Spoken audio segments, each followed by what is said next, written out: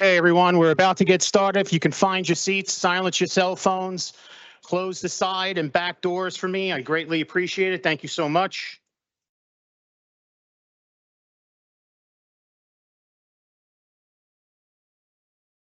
Good evening, everyone. We are on the record. Today is Wednesday, the 29th day of January in the year 2025. This is a regular meeting of the Jersey City Municipal Council. We had a scheduled 6 p.m. start. The clock on my cell phone is showing 6:07 p.m. May we have a roll call for the commencement of this meeting? Councilperson Ridley. Here. Councilperson Prinzary. Here. Councilperson Baggiano. Yeah. If we're going to continue to talk, if we can step outside, that would be great because we need to conduct business. Councilperson Saleh. Here. Councilperson Solomon. Councilperson Gilmore. Present. Councilperson DeGise. Councilperson Rivera. Ill. Both of them are ill. They're both going to be out for the entirety of the meeting. Thank you. And Council President Waterman. We have 7 council members in attendance at 6:07 p.m. Can we kindly rise for a moment of silence, please?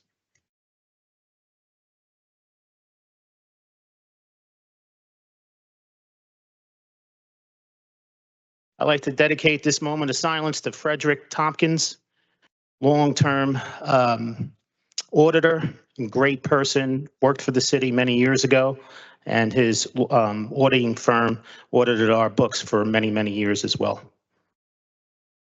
I'd like to add Mitch Mancliavo. Sienna Lee.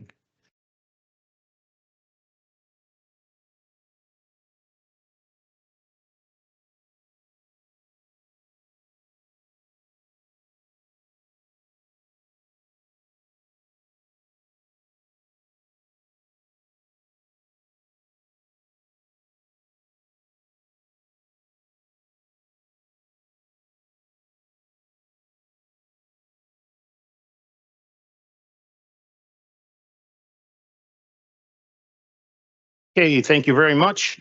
On behalf of Council President Waterman and the members of the Municipal Council, in accordance with New Jersey Public Laws of 1975, Chapter 231, the Open Public Meetings Act, also known as the Sunshine Law, adequate notice of this meeting has been provided by the posting on the bulletin board of the first floor of City Hall, the annual notice, which is the schedule of meetings and caucuses of the Municipal Council for the calendar year 2025, and filed in the office of the City Clerk on Friday, November 15th, 2024. In addition, at its time of its preparation, the agenda of this meeting was similarly disseminated on Friday, January 24th, 2025 at 6:18 p.m. to the Mayor, Municipal Council, Business Administrator, Corporation Council, and the local newspapers, and posted on the city's website, so I can certify as to our total compliance with the Sunshine Law. Council members, before we move on to our routine order of business, as discussed in the caucus, we have an item to add to the agenda, which is item 10.48, City Resolution 25-088, is a resolution authorizing an emergency temporary appropriation for calendar year 2025. Council members, may I have a motion to add item 10.48, Resolution 25-088 to the agenda? Motion. Motion made by Councilperson Saleh, seconded by Councilperson Prinzary. On the motion to add item 10.48, Resolution 25-88 to the agenda, Councilperson Ridley. Aye. Councilperson Prinzary. Aye. Councilperson Baggiano. Aye. Councilperson Saleh. Aye. Councilperson Solomon. Aye. Councilperson Gilmore. Aye. And Council President Waterman. Motion carries 7-0 with council members DeGise and Rivera absent. Okay. On to our first reading ordinances. If you would allow me to read them all into the record, and then we'll take a vote on all of them. Item 3.1, City Ordinance 25-004, a franchise ordinance granting permission to Sam Steinberg, his successors and assigns to use approximately 216.62 square feet over the public right-of-way within 50-foot of right-of-way of First Street adjacent to lots 8, 9, and 10, block 12603 on the official tax assessment map of the City of Jersey City. Item 3.2, City Ordinance 25-005 is an ordinance implementing Chapter 67 Pedestrian Malls, Article 3, Provost Street between Bay Street and Morgan Street Pedestrian Mall. Item 3.3, City Ordinance 25-006 is an ordinance of the Municipal Council of the City of Jersey City amending Chapter 105 Demolition, Chapter 131 Construction Code, Chapter 160 Fees and Charges, Chapter 345 Zoning, Article 3, Section 30 and 31 Local Landmark Designation Standards, and Section 33. Item 3.4, City Ordinance 25-007 is an ordinance supplementing Chapter 332 Vehicles and Traffic, Article 3 Parking, Standing, and Stopping, amending Section 332-24 Parking Prohibited certain hours at PS 37 along 9th Street east of Erie Street. And lastly, item 3.5, City Ordinance 25-008 is an ordinance supplementing Chapter 332 Vehicles and Traffic, Article 8 Permit Parking, Section 332-58 Parking Regulations in Residential Zones to amend the zone parking districts along Newark Avenue between 6th and 7th Streets. Council members are going to be taking a vote on items 3.1 through 3.5. Councilperson Ridley. Aye for introduction. Councilperson Prinzary. Aye for introduction. Councilperson Baggiano. Aye. Councilperson Saleh. Aye for introduction. Councilperson Solomon. Aye.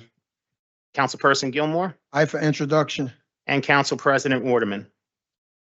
Items 3.1 through 3.5 are introduced 7-0 with council members DeGise and Rivera absent. Council members, as discussed at the caucus, I know there's a couple of items you would like to defer to, and just to make sure I'm correct, I have a motion to defer to items 10.6, 10.8, 10.9, and 10.43. Is that correct? Okay. Who will make the motion to defer to those items? Motion. Motion made by Councilperson Saleh. May I have a second? Second. Is that Baggiano? Yeah. Thank you. On a motion to defer to items 10.6, 8, 9, and 43, Councilperson Ridley. Aye. Councilperson Prinzary. Aye. Councilperson Baggiano. Aye. Councilperson Saleh. Aye. Councilperson Solomon. Aye. Councilperson Gilmore. Aye. And Council President Waterman. Motion carries 7-0 with council members DeGise and Rivera absent. So we're going to go in order.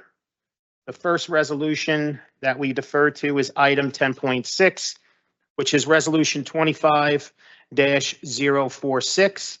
It's a resolution honoring Raymond Meyer, sorry, I'm so used to calling him Ray, on the occasion of his retirement from the City of Jersey City. And we have our distinguished director, his director here to read it into the record. Just give me 1 second so I can get the camera on you.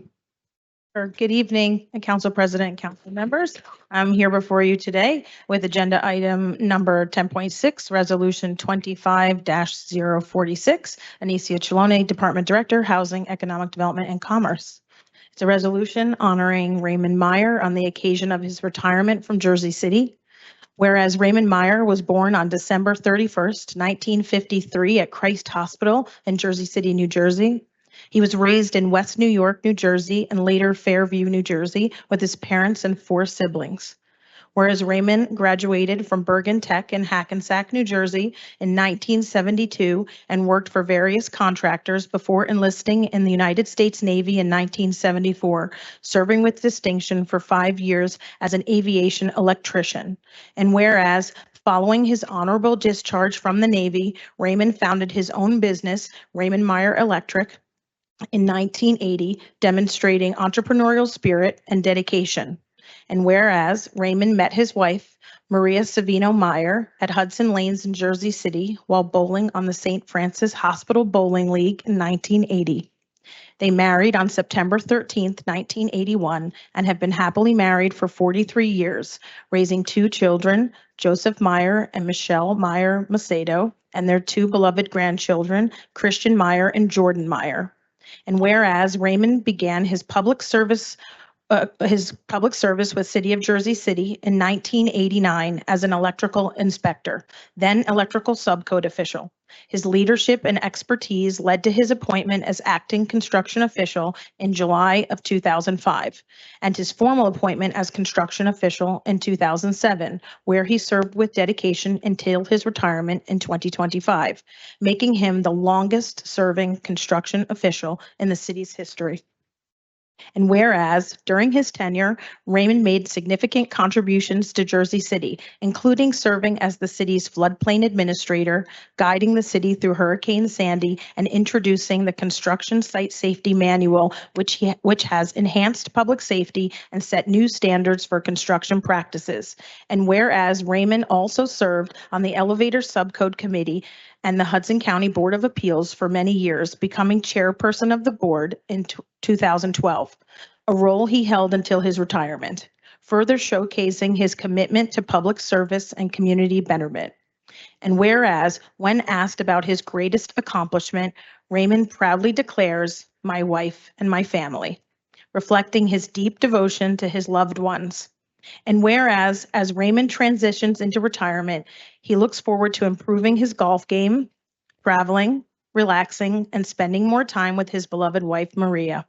Now, therefore, be it resolved that the City of Jersey City recognizes and honors Raymond Meyer for his outstanding service, dedication, and contributions to the community. Be it further resolved that the Mayor and Municipal Council of the City of Jersey City, on behalf of its citizens, extend their deepest gratitude and best wishes to Raymond Meyer and his family as he begins this new chapter of his life. Be it finally resolved that a copy of this resolution be presented to Raymond Meyer as a token of appreciation and a lasting reminder of his exceptional legacy in Jersey City. I am the pleasure of saying thank you to Raymond for over 35 years of dedicated service.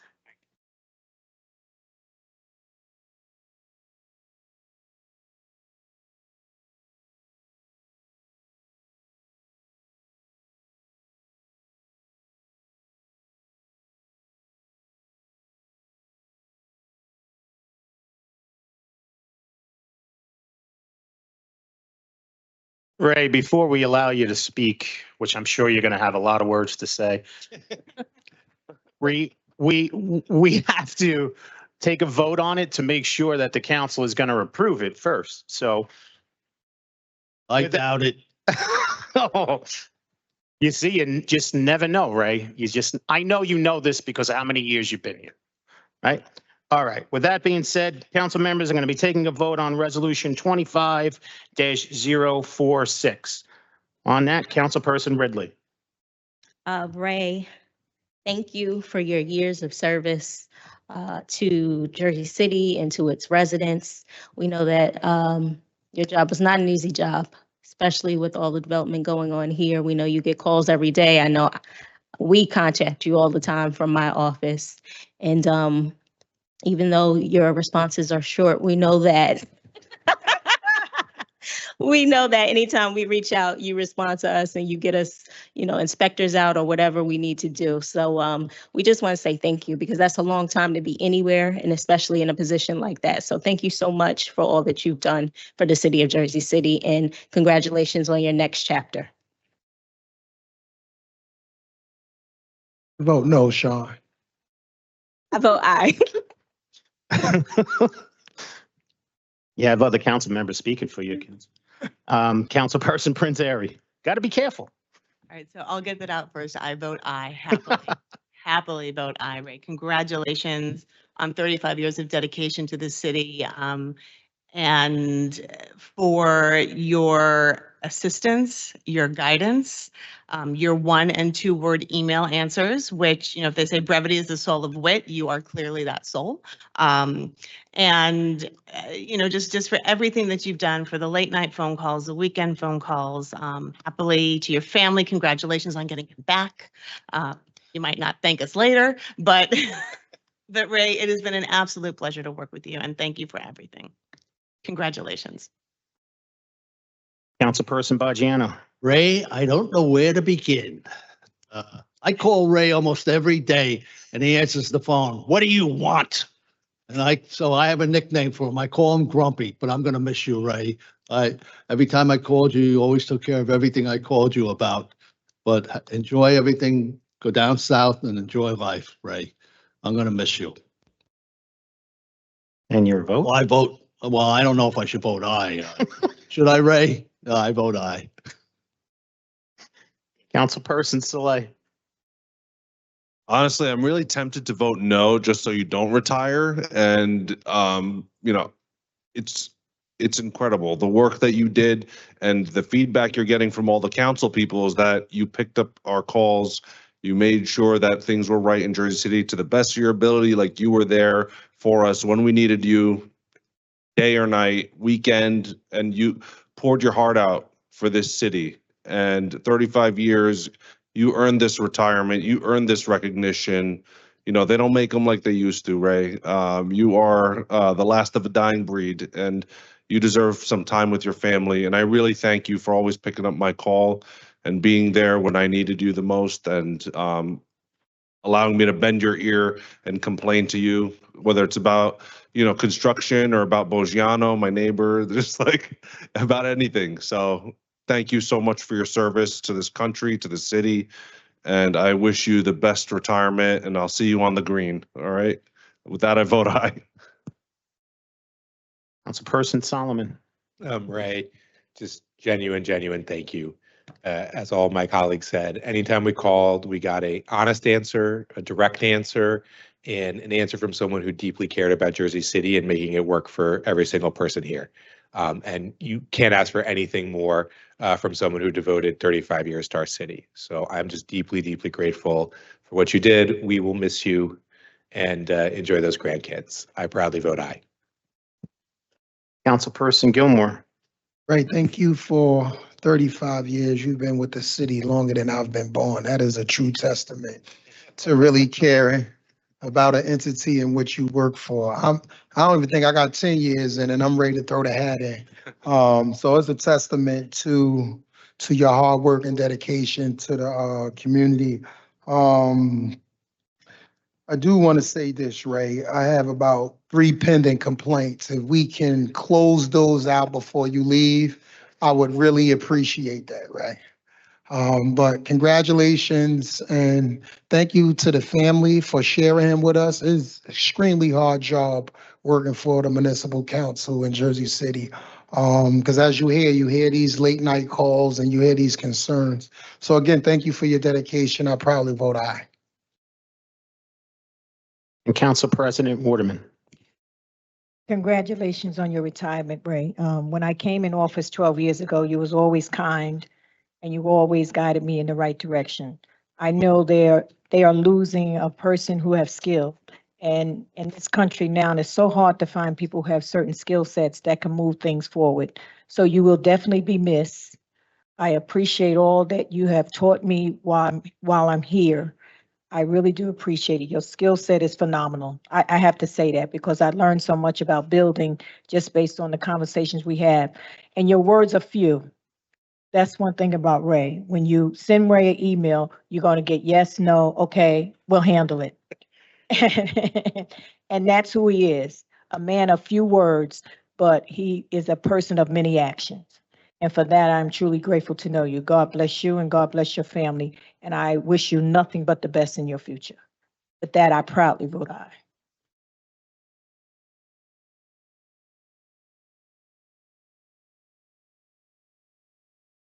Then I ask you to clap one more time. So City Resolution 25-046 is approved unanimously with the council members present, 7-0 with council members DeGise and Rivera absent. Congratulations, Ray.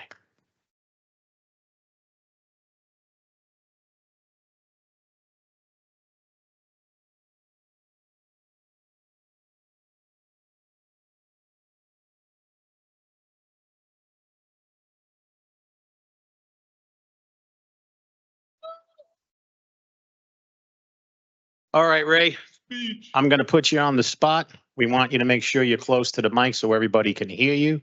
No pressure. No. This will probably be the hardest thing you've did in 35 years. Yes. Well, at this time, I'd like to thank the mayor, council president, council members for taking the time to honor me for my time and service here. And I'll keep it short and sweet. Thank you all. Thank you very much for the compliments and thank you much for the support over the years. That's it.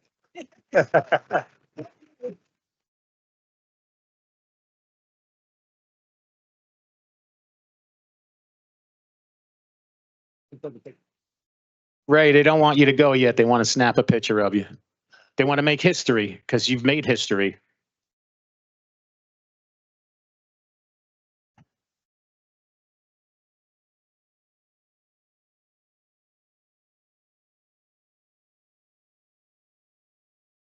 You'll be right in the middle. Right here. Where's my buddy Rich? Well, Rich started together. Yeah. Yeah, we did.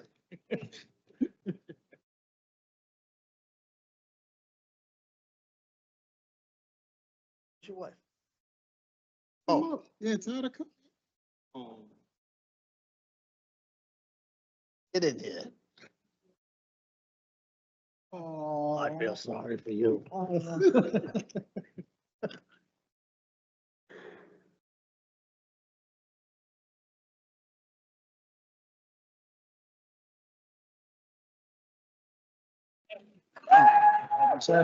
Love his back in the line.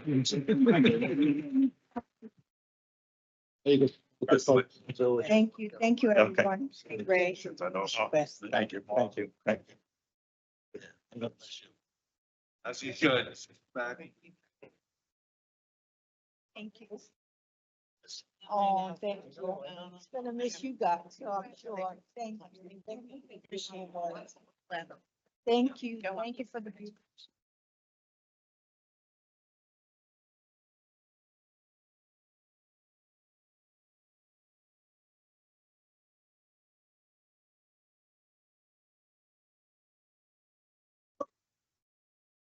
Okay. Congratulations again, Ray. Well deserved. All right. Our next. Hi, Ray. You have your last chance to say what you really want to say. Oh, you want to do it on the mic. I understand. I understand. Okay. Oh, man. Okay, our next item that we defer to is item 10.8, Resolution 25-048, is a resolution reaffirming the Jersey City as the Golden Door of America, requesting the city to promote resources available to residents and expressing support for the New Jersey Immigrant Trust Act, Senate number 3672, Assembly number 4987. Councilperson Soleil, are you Yes. reading this into the record? Is there anyone from the Immigrant Affairs Committee here today? Raise your hand. Okay, No. I will read it into the record.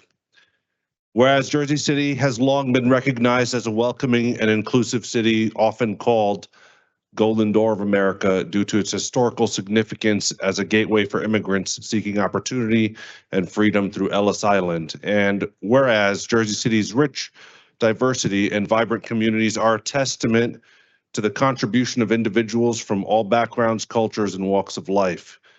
And whereas the city is committed to fostering a supportive environment where all residents, including newcomers and longstanding members of the community, can thrive and access opportunities to succeed. And whereas Jersey City offers a wealth of resources, services, and programs designed to enhance the well-being of its residents, including access to education, employment assistance, housing, healthcare, and community engagement initiatives. And whereas promoting awareness and accessibility to these resources is essential to ensuring equity, inclusion, and opportunity for all members of the community.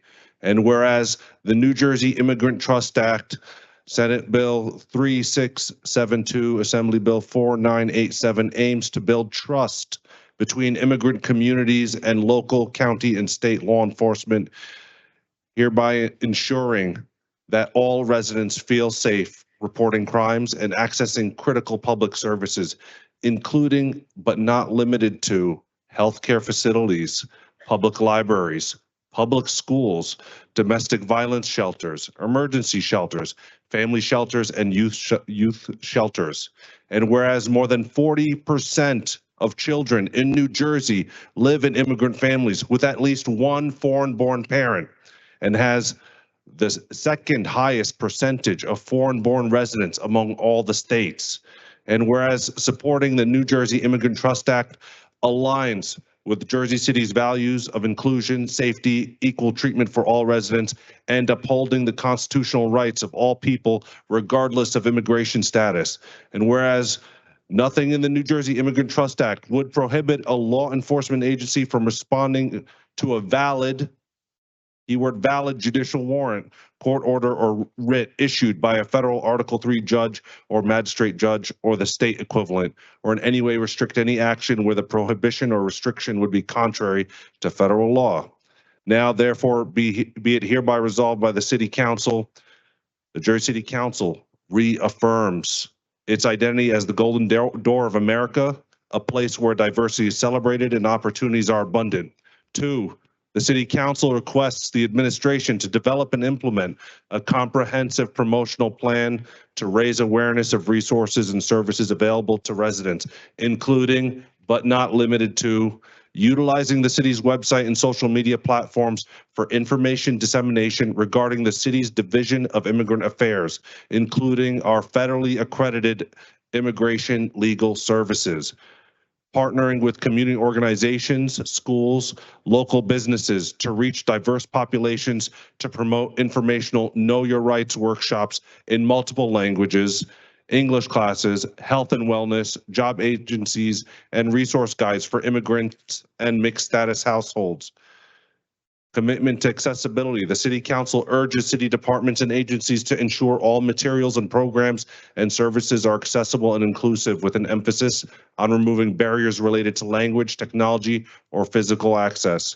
4, support the New Jersey Immigrant Trust Act. The City Council expresses its unequivocal support for the New Jersey Immigrant Trust Act and urges state legislators to enact this vital legislation, which strengthens trust between immigrant communities and public agencies by ensuring safe access to public services, as well as enhancing transparency and accountability. And finally, 5, community engagement. The City Council encourages collaboration with community leaders, nonprofits, and residents to continually identify and address the needs of Jersey City's diverse population, as well as urges the mayor and county executive to direct all mechanisms of law enforcement within the government to praise themselves on the New Jersey Immigrant Trust Act.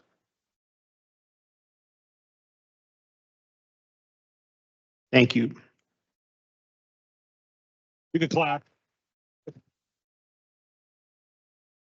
Okay.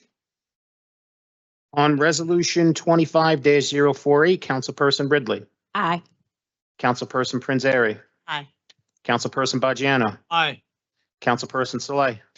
Just want to thank the City Council and the administration and all the residents. You know, we're trying to help instill more trust within our local community. There's a lot of fear that's going around.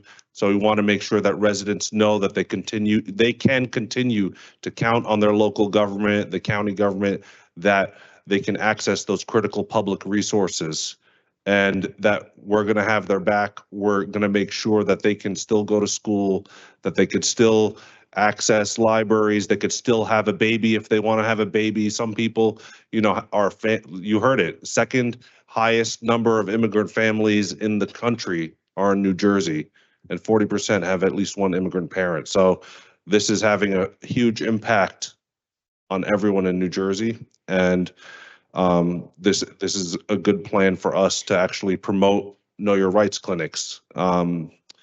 With that, I want to vote aye. This came from the Immigrant Affairs Committee. We voted on it to bring it forward. So this is not just like a Soleil thing. This is the Immigrant Affairs Committee, so I want to thank them as well. And with that, I proudly vote aye.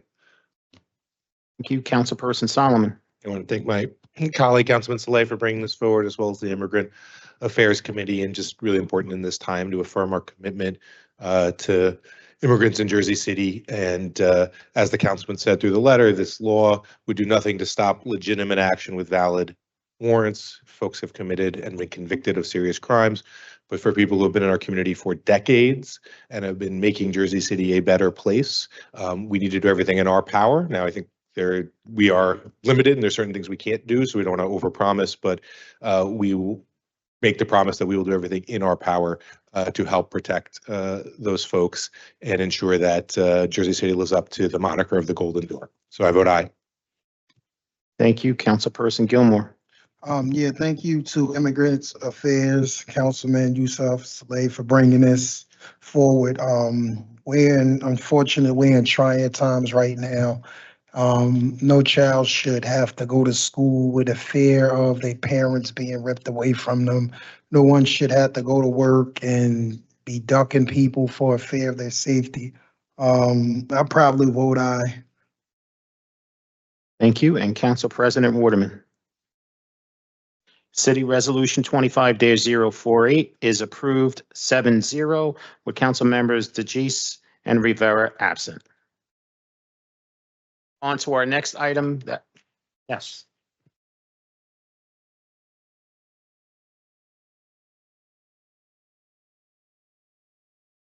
On to our next item that we defer to, which is item 10.9, City Resolution 25-049, is a resolution observing and celebrating the second annual Muslim Heritage Month in Jersey City. Councilperson Saleh. Is there anyone from the community that would like to read this into the record? Okay, Arjumand, you are up. Do you have the reso in front of you? Okay, you are getting it right now.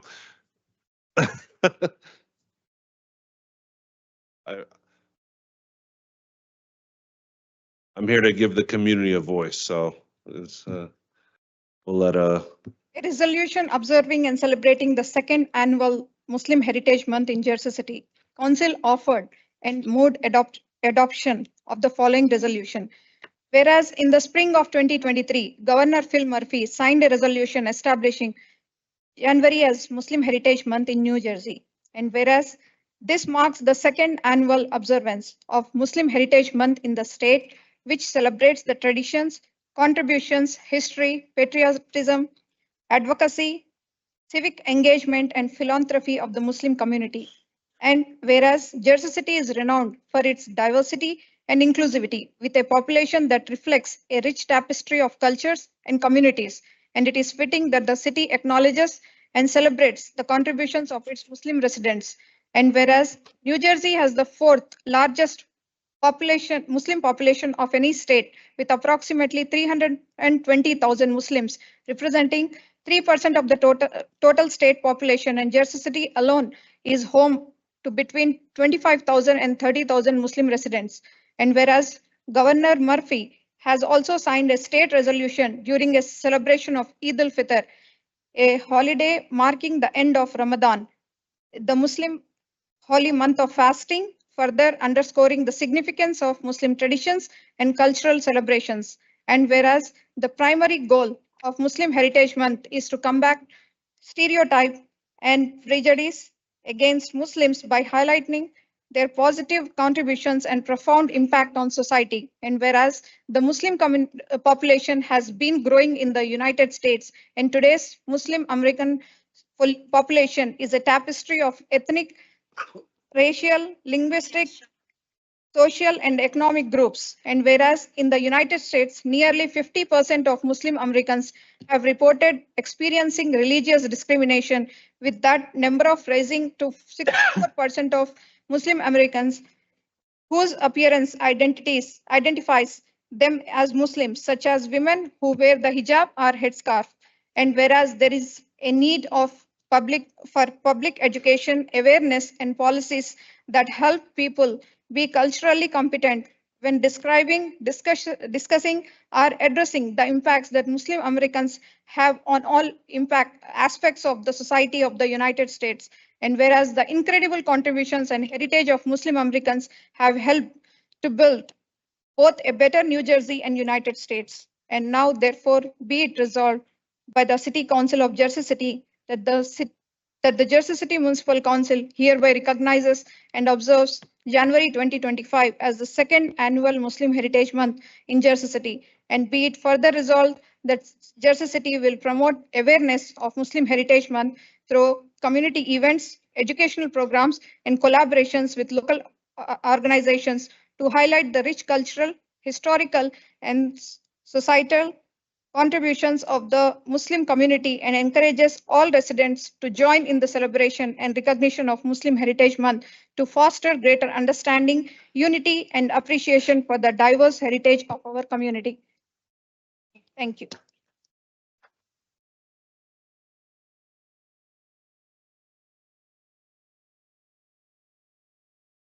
Okay, council members. So we just need to vote on resolution 25-049. Councilperson Ridley. I vote aye, and I just want to say that it's always a pleasure to celebrate our diversity here in Jersey City and to celebrate different cultures. I vote aye. Councilperson Prinzary. I vote aye, and to Arjuman and the rest of the community that's here today, thank you for a really lovely presentation this past week. And thank you for all you do for community and for fostering very good relationships and understanding across the city. Councilperson Bajiano. I've been involved with the Muslim community for almost 24 years with Ahmed and West Point and various mosques throughout the city.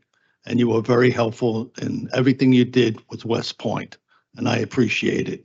So I vote aye. Councilperson Saleh. Obviously, I vote aye. I am a Muslim American, and I'm grateful to even be seated up here. And I just want to thank the elders that are here in the community for paving the way, and even the greenhorns, the young bucks that are coming up. You know, we saw some of them at Dickinson High School, and we have, you know, Trustee Eunice, and we have former BOE President Musab, and we got Ahmed Shadid, we got Imtiaz, we got everybody here, community leaders. Without you, I wouldn't even be here. And we have to make sure to send the elevator back down to the next generation. That's who we owe it to. So we're here to recognize the Muslim community in Jersey City. It's 30,000 strong. And, you know, the first mosque was built in the 1970s, I believe. So the Muslim community has grown, and so has Jersey City, and we're here to stay and be proud of who we are. And with that, I proudly vote aye. Thank you. Councilperson Solomon. Echoing my colleagues, thank you for Arjuman and everyone for bringing this to the council. Jersey City is so incredibly lucky to have such a large and vibrant Muslim community here, and we are all the beneficiaries of everything that you all and the full community have invested in our city. So we proudly vote aye to recognize this month. Councilperson Gilmore. I wish all our legislation was this easy to vote on. But I proudly vote aye. I think it is a wonderful thing that we can celebrate different cultures, ethnicities, religions, and things of that nature. Thank you guys for all that you do for the community. I know my brother is Muslim, my best friend is Muslim. It's always good, you know, we have these healthy debates about religion and things like that. And I think it's a wonderful thing for us to live in this beautiful melting pot of so many different diverse cultures and religions. I proudly vote aye, Sean. Thank you. And Council President Waterman. I proudly vote aye. I look at you guys and I see how proud y'all are of your culture. And that's what makes Jersey City so great, because as we do various flag raisings, I see the different cultures that come and I see the pride that they have. And that's what America's all about, the diversity. And we all should be proud of who we are, because in this country, no one decides what color skin you are or what family you're born in or what religion you're attached to. You really just been born into this world, and we all should be proud. So with that, I proudly vote aye. City Resolution 25-049 is approved 7-0. Congratulations.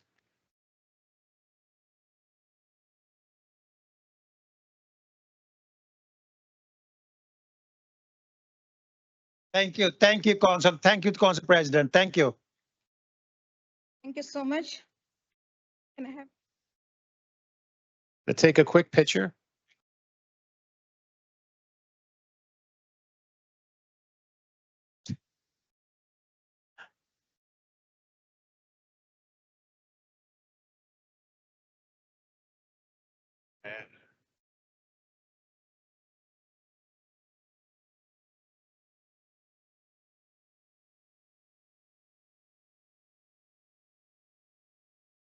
John McKenney is now banned from all future council meetings due to his extra wires.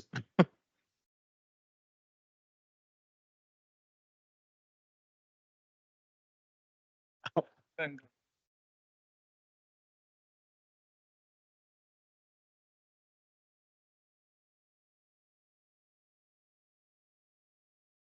I post these pictures on, while my cons-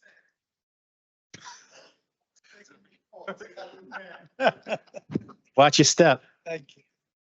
Thank you. Thank you. Watch your step. Yes.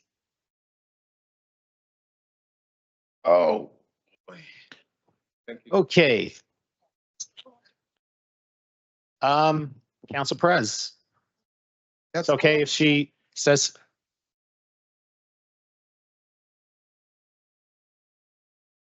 You need to do. What's the other one, Sean? okay. So with that being said, we're going to our last item that we defer to, which is item 10.43, Resolution 25-083, which is a resolution recognizing January 27th, 2025 as Holocaust Remembrance Day. Councilperson Prinzary? So this is a resolution recognizing January 27, 2025 as Holocaust Remembrance Day. Whereas the International Holocaust Remembrance Day marks the anniversary of the liberation of the Auschwitz-Birkenau, the deadliest concentration camp of the Holocaust, and is a day to honor the victims of the Holocaust and promote Holocaust education globally. And whereas the Holocaust stands as an enduring symbol of the darkest chapter in human history, marking systematic persecution and genocide of 6 million Jews, as well as millions of others, including Romani people, disabled individuals, LGBTQ+, Poles, Slavs, political descendants, and others who suffered under the brutal regime of Nazi Germany. And whereas it is our solemn duty to remember the victims of the Holocaust, honor the survivors, and endure that the atrocities committed during this period are never forgotten. And whereas the Holocaust Remembrance Day provides an opportunity for reflection and education, encouraging people of all backgrounds to learn about the historical significance of the Holocaust and the importance of preventing such atrocities from occurring in the future.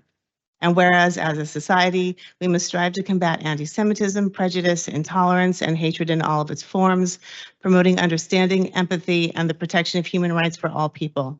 And whereas we recognize the resilience of those who endured the horrors of the Holocaust, and we express our deepest condolences to the families and communities affected by this tragedy.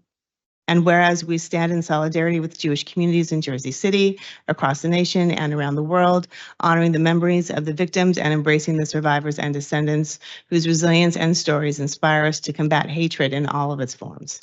Now, therefore, be it resolved by the City Council of the City of Jersey City that we recognize Monday, January 27th, 2025 as Holocaust Remembrance Day in the City of Jersey City. We urge all citizens to take a moment of reflection, engage in educational activities, and participate in remembrance events to honor the memory of the victims and stand united against anti-Semitism, hatred, and injustice.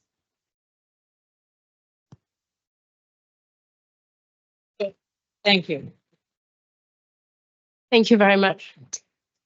Okay, before we ask you to speak, council members, I just need to take a vote on resolution 25-083. Councilperson Ridley. Aye.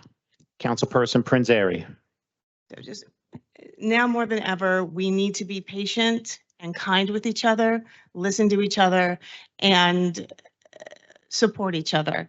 And I think that these resolutions we've had today with Muslim Heritage Month, with the Holocaust Remembrance Day, speak to the better nature of all of us, and so important with the resolution for protecting our immigrants here in our community, because for many of us, we are families of immigrants, my own included. So with that, I vote aye. Councilperson Baggiano. Yeah, we didn't hear you. Turn the mic on. No, congratulations. You're the best. I vote aye. Thank you. Councilperson Saleh.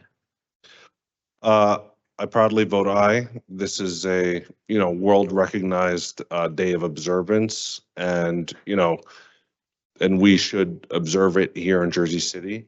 And I mean, look at us, like we go from Muslim Heritage Month to Holocaust Remembrance Day. That's the beauty of Jersey City, that, we hold space in our hearts for all the communities, and, we want to make sure that we're all learning from each other, and that's the beauty of Jersey City. You can't find that anywhere else in the world.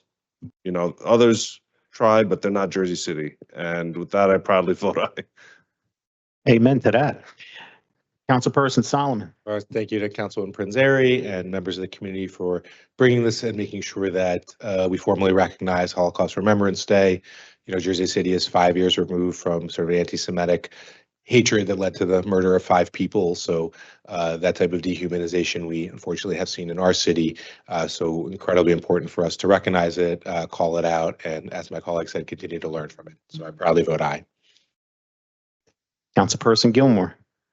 Thank you to Councilperson Mara and the community for bringing this forward. Again, this is what makes Jersey City unique. This is what makes Jersey City great, when we can sit here, embrace one another's history, learn from one another, engage in meaningful dialogue with one another. This is great. I assure you, to everyone who this is your first time at the council, this voting is not this easy. Today, this is very easy for today, but I proudly vote aye. Thank you. And Council President Waterman. I vote aye. Next month is Black History Month, and Dr. King, he said, in order to get rid of darkness, you must show light. In order to get rid of hate, you must show love. But I see in this country that sometimes people don't understand what love really means, because love sees no evil. Love is kind, love is gentle, love is giving. And so often we forget that as humans. When people's lives are on the line, we forget. And so this remembrance reminds us of the suffering of people who are innocent, who just wanted to live with their families, but because they were different from someone else, they had to suffer. There was no love there. I just hope this day of remembrance reminds us all what love really is. We open our mouths for one another when some harm is done to one another. So with that, I proudly vote aye. City Resolution 25-083 is approved unanimously 7-0. Congratulations.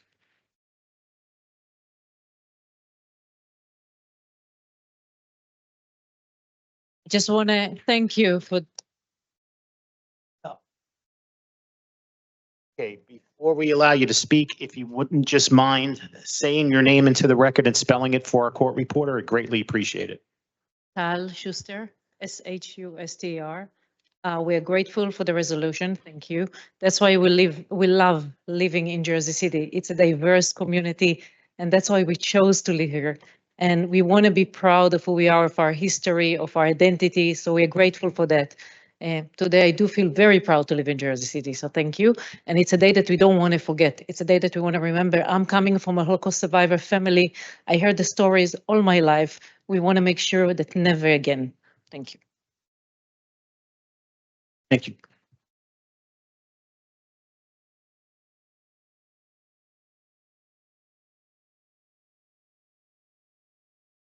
I'm going to take a quick picture with you guys.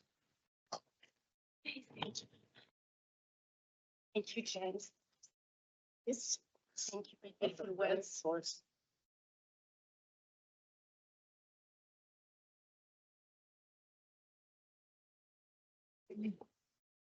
Where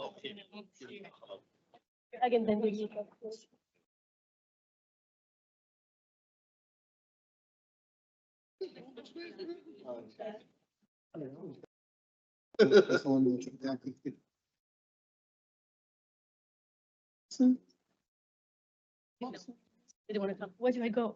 You're gonna get right next to me.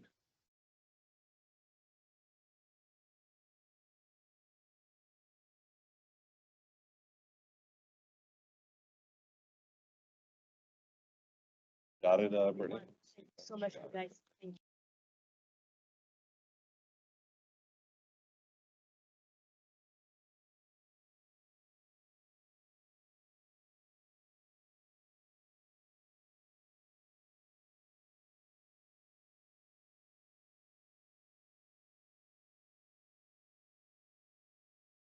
Okay, council members, now going in our regular order of business, on to our second reading ordinances. Item, All right. yes, I want to make a motion to carry this. 4.1, I spoke with the attorney. We got a few more things we got to go over just to make sure we're all on the same page here. okay, can I just read it into the record and then we can make a motion right after that? Okay. All right. So item 4.1, City Resolution 25-001 is an ordinance adopting amendments to the Morris Canal redevelopment plan, including regarding standards in mixed-use C and mixed-use E districts. Before I move any further, we have a motion by Councilperson Gilmore to carry city ordinance 25-001. Is it to the next meeting? Yeah, we should be ready by the next meeting. To the February 13th, 2025 Municipal Council meeting. May I have a second? Second. Second made by Councilperson Baggiano. On a motion to carry City Ordinance 25-001 to the February 13th, 2025 Municipal Council meeting, Councilperson Ridley. Aye. Councilperson Prinzary. Aye. Councilperson Baggiano. Aye. Councilperson Saleh. Aye. Councilperson Solomon. Aye. Councilperson Gilmore. Aye. And Council President Waterman. Motion carries 7-0 to carry City Ordinance 25-001 to the next council meeting, which is February 13th, 2025 for a public hearing. Okay. Next is item 4.2, City Ordinance 25-003 is an ordinance to amend and supplement Chapter 23 Municipal Court, Section 2, number of judges and their terms of the Code of Ordinances of the City of Jersey City to increase the number of part-time judges from 5 to 6. This is a public hearing on this ordinance, and a member of the public wishing to be heard, please come up to the podium and state your name for the record. Second. Just making sure he's not. Motion to close the public hearing on City Ordinance 25-003 was made. Are you? Hold speaking on, the- Sean. Are you speaking on the ordinance? Okay.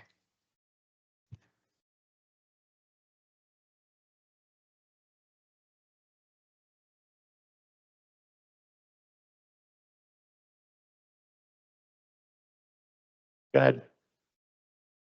Yes, my name is Jean Daly. I will be short. I just want to make sure that when we have our municipal judges, that in their private practice, because I do believe they get to have their private practice, that they're not covering areas of practice that are counter-indicatory to the municipal court. There are times when you have judges who are ruling on criminal matters, small municipal matters. And I'm just curious if these judges in their private practices defend criminals. That's one thing that concerns me. I know there are other issues. There are certain things in the landlord-tenant court that gets brought over into the municipal court. I just want to make sure, again, that those who be ruling on those issues, that in their part-time jobs, they do not work the other side, defending landlords, et cetera. So that's really all the question I'm making, is that I do hope that there's some kind of cohesion in the judges and what they do in their private practice, that it does not conflict with their job as Jersey City municipal judges. Thank you. This is still a public hearing on City Ordinance 25-003. Any member of the public wishing to be heard, please come up to the podium and state your name for the record.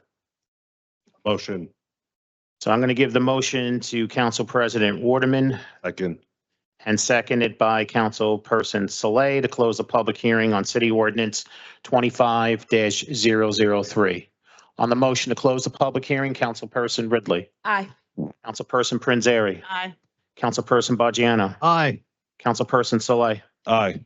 Councilperson Solomon, Aye. Councilperson Gilmore, Aye. and Council President Waterman. Motion to close the public hearing on City Ordinance 25-003 is approved 7-0 with council members DeGise and Rivera absent. Council members, I believe I need to take a motion to table City Ordinance 25-003 after the close of the public hearing due to some information that needs to be retrieved from our Superior Court. So with that being said, council members, may I have a motion to table City Ordinance 25-003 after the close of the public hearing? Motion made by Councilperson Prince Airy, seconded by Council President Waterman. On the motion to table City Ordinance 25-003 after the close of the public hearing, Councilperson Ridley, Aye. Councilperson Prince Airy, Aye. Councilperson Baggiano, Aye. Councilperson Saleh, Aye. Councilperson Solomon, Aye. Councilperson Gilmore, Aye. and Council President Waterman. Motion carries 7-0. Council members DeGise and Rivera absent. Okay, we are now on to our public request for a hearing. I'm going to be calling the number and the first name of the individual, so please pay attention to your agendas, and whoever's watching at home, also pay attention to your agendas. With that being said, first speaker, 5.1, Laverne. Didn't see Laverne today. Okay. Next speaker, 5.2, James. Okay. James, just give me 1 second to get the camera on. Just make sure you hear me here. Okay. All right, you ready? Yep. Okay. Good evening, council members. My name is James Seymour. I'm an 11-year resident of Ward F. I live with my wife and 2 children in Bergen Lafayette. Myself and 10 others, and possibly more, are here tonight speaking on behalf of the Traffic Reform Warriors Monticello Neighborhood Group. Our community, now at more than 60 members, formed over shared concerns with traffic safety in our neighborhood.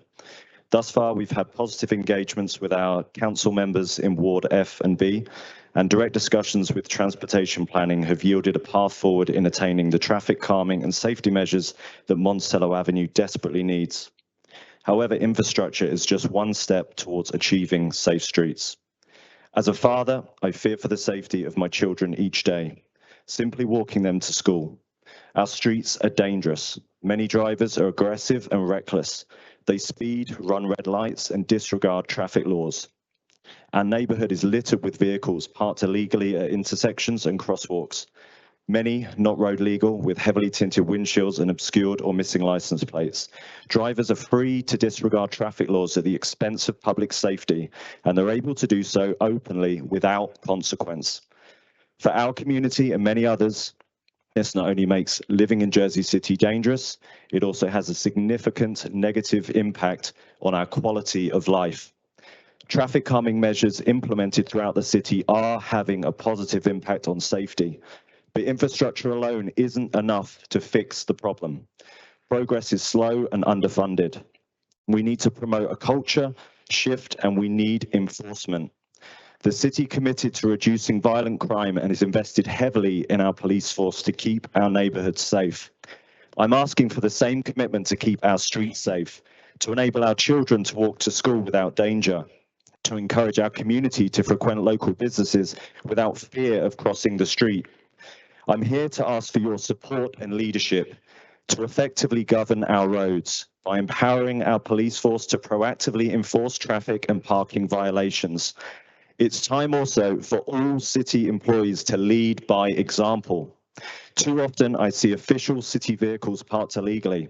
I see police officers driving while on their cell phones. A new precedent must be set, one that states it's not okay to violate traffic laws. It's not okay to carelessly endanger the lives of our residents, and one that states those who break the law will be held accountable. Today, I'm asking you for two things: to establish a dedicated JCPD traffic enforcement division. Two, to demand all city employees comply with traffic and parking laws, and in doing so, become an upstanding example to all. And with that, I thank you for your time, leadership, and support in making our city a safer, more enjoyable place to raise our families. Thank you.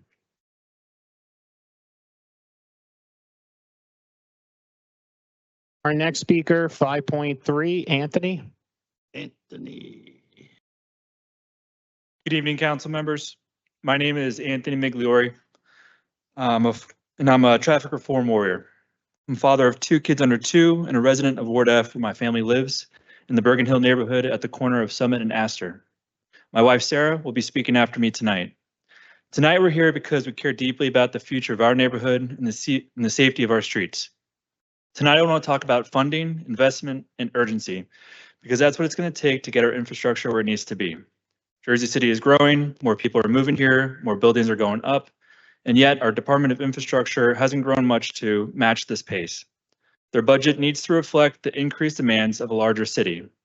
Their staffing needs to expand, not with contractors, but with professional, full-time employees who live here and work in the city. Why? Because they're designing projects for their own streets. They're making the city walkable and safe, not just for others, but for themselves, their neighbors, and their families. Ward F is filled with critical projects that need this kind of investment, projects that our traffic reform warriors are committed to tackling one at a time. And let me tell you, Jersey City is an incredible place for this kind of work. It's a place where anyone passionate about solving problems and building better systems has a chance to make real lasting change.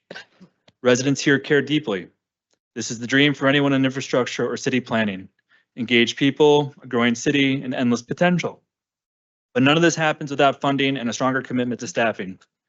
We've already made progress with Director Mike Menzel and his team. They've felt our urgency and they've responded. Now we need the same energy and dollars from the rest of the city's departments. A simple example, a no right on red sign. Will this sign come from the same department that replaces parking signs? Because if so, there's an issue. There are work orders for parking signs in the junction that are nearly 2 months old with no action. This delay is unacceptable and it's dangerous.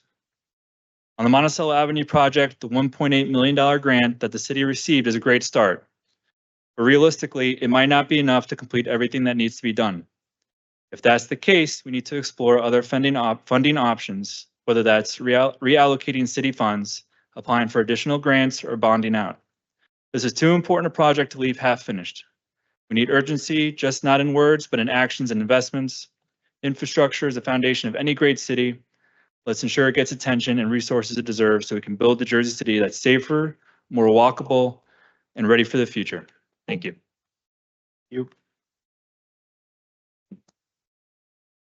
Our next speaker, 5.4, Sarah.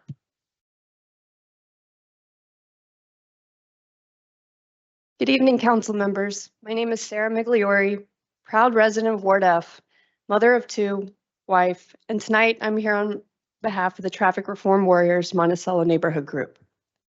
I recently interviewed someone and the topic of accountability came up. This person said in general, people do not take accountability for their actions.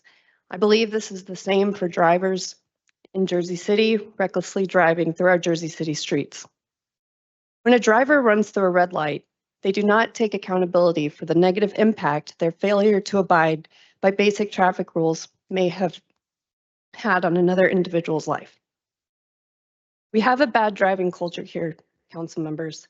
There have been several near misses on a daily basis of pedestrians walking across the street or cyclists commuting to their destinations.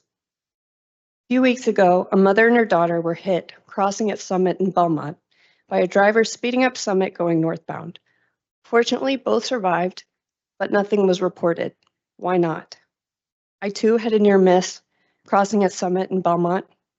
After pressing the rapid flashing beacon, a New Jersey transit bus stopped on one side of the crosswalk and a car on the other, but a man on the scooter came from behind, nearly running me and my family over. I've seen other accounts of this as well, where cars come around, going through the crosswalk and nearly running pedestrians over. Every day, I cross Monticello to pick up my 2 kids, both under 2, from daycare. The fear I have daily and anxiety crossing the street, but also from when they grow older and more independent, is really strong, and it's not okay. Infrastructure improvements are sorely needed on Monticello, and they will help. But with that, we must change a bad driving culture. Once traffic infrastructure is implemented, there must be specific, targeted enforcement for a sufficient amount of time to change the bad habits so it's ingrained in drivers coming through our streets. Statistically, in cities, more than half of all collisions occur at intersections.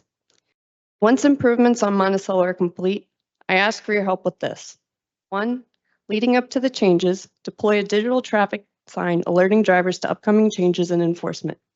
2, for 30 days after, have the JCPD on ground to reinforce infrastructure changes. And 3, produce a report showing the progress of these traffic calming measures to share with the public. If drivers are not going to hold themselves accountable, then we need your help. Council members, please listen to our stories and understand the urgency behind this situation. It's time for all of us together as partners to be proactive and not reactive.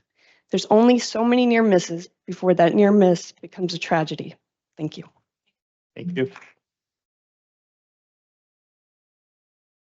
Our next speaker, 5.5, Brittany.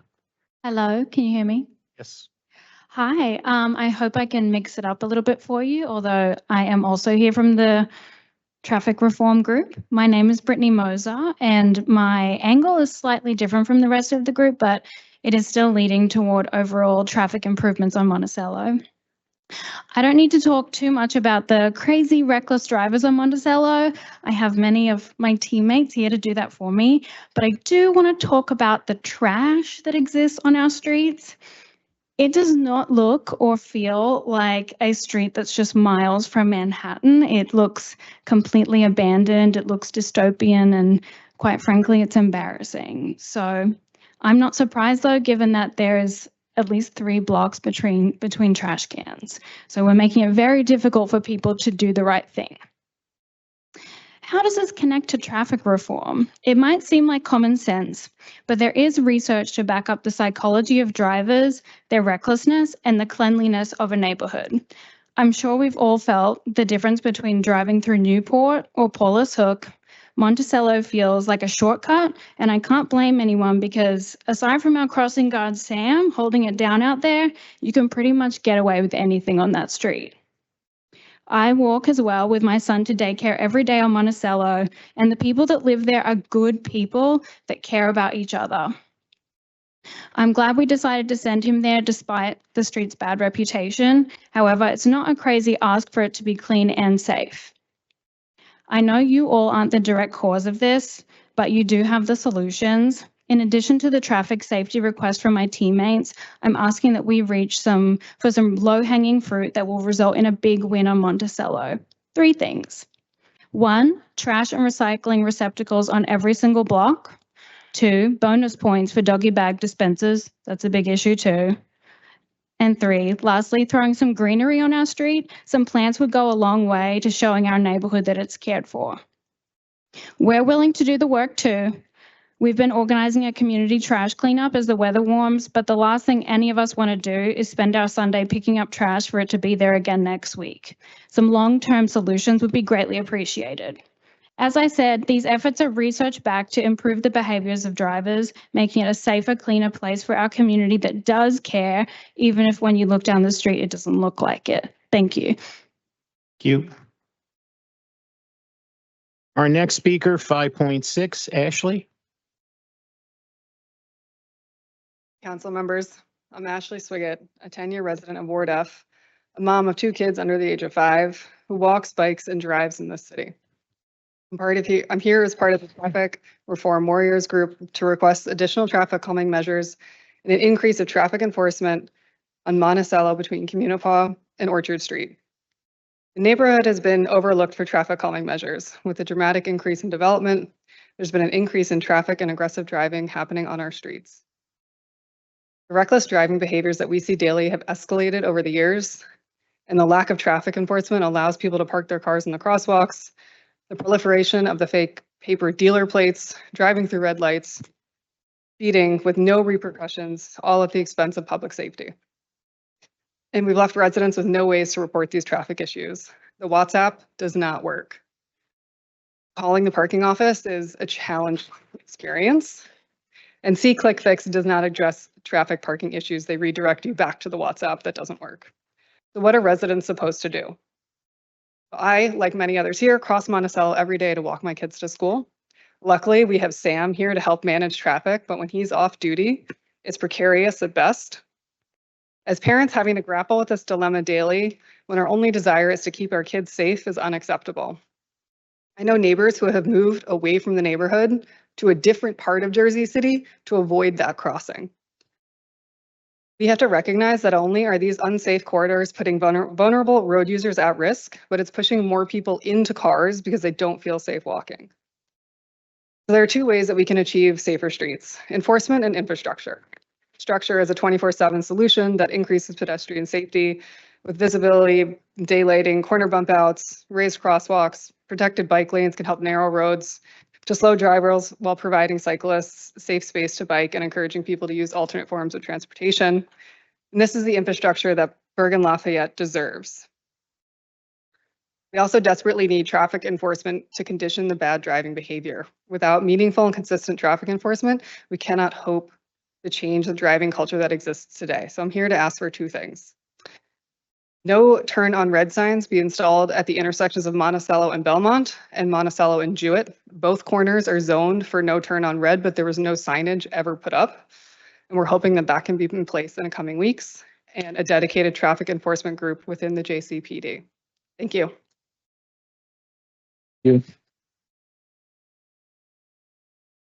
Our next speaker, I believe, is a duplicate from number 4. So I'm going to go to the next speaker, 5.8. Nick.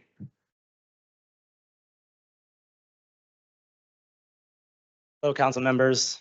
My name is Nick Pastula. I'm also with the Traffic Reform Warriors Monticello group. I'm here to talk a little bit about my love for Monticello.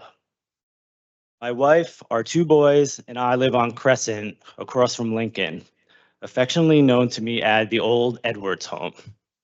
Right? Along with our neighbors and public transit commuters, we cross Monticello every day. You can also find us at Berry Lane organizing pickup football games or practicing our calisthenics. So now you know. Years ago, Monticello first caught our attention when we thrifted a lamp, needed rewiring, and discovered Aladdin lamps. From that moment on, Monticello and all its charm became my favorite street in Jersey City. No joke. I'm passionate about main streets and their role in thriving communities. As someone interested in community building and new urbanism, I know that high-performing main streets are anchors for a vibrant community. Critical factor for their success is creating a welcoming and safe environment for pedestrians, which drives foot traffic, the lifeblood of main streets. This is why I'm asking for your support in prioritizing comprehensive traffic calming, enforcement, and accountability on Monticello. Here's why that matters. Safety encourages foot traffic. Reduced vehicle speeds make Monticello safer for pedestrians, encouraging people to walk, shop, and spend their time on the street. A sense of place. Pedestrian-first spaces create a strong sense of community and belonging. Right now, unfortunately, Monticello feels more like a thoroughfare than a vibrant main street. It has the potential to become again. Economic impact. Studies consistently show that pedestrians spend more money than drivers. Traffic calming directly supports our local businesses by increasing foot traffic and interactions with storefronts. But beyond these essential benefits, what truly nourishes the community is the quality of our experiences at a hyper-local level. It's how we connect. It's how we engage with our surroundings and feel through our shared spaces. Building human-centered spaces is essential for Monticello's revitalization. This work can make the neighborhood safer and create a foundation for economic growth and community vibrancy. I thank you for your time, and I look forward to your leadership and support as we strengthen our community. Thank you. Thank you. Our next speaker, 5.9, Samuel.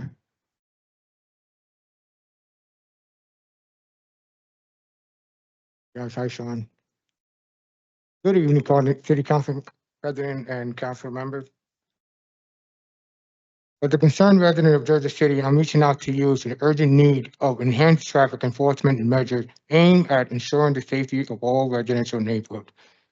Increasing traffic volume of traffic with a lack of safety measures pose a significant risk of our community. I urge all City Council to prioritize the installation of traffic calming measures in high-risk areas.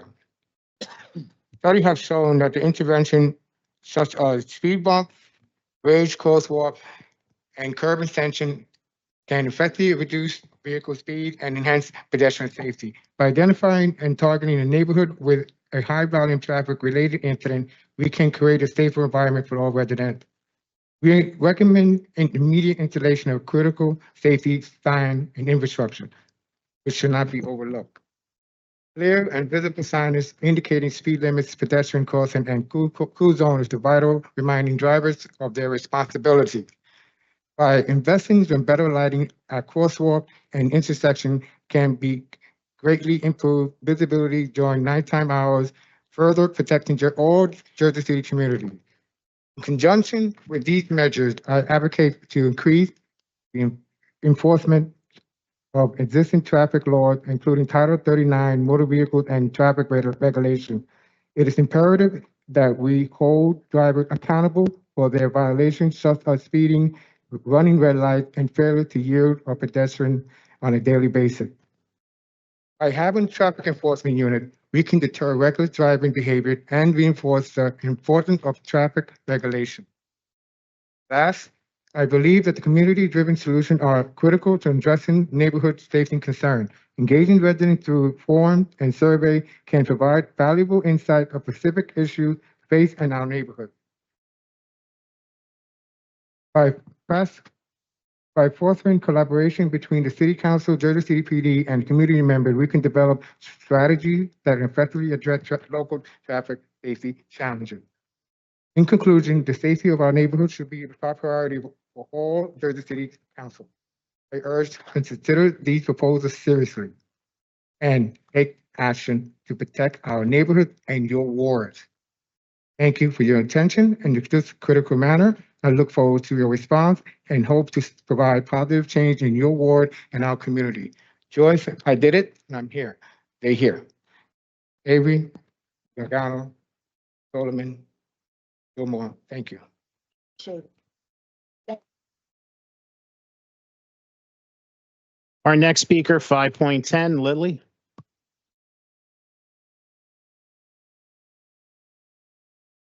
Evening, everyone. Can you guys hear me? Great.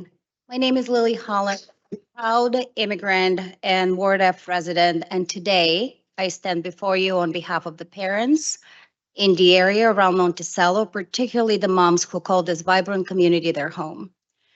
We're here as traffic reform warriors, Monticello Neighborhood Group, not just to voice our concerns, but to ask for your help with the pressing issues of traffic safety on Monticello Avenue.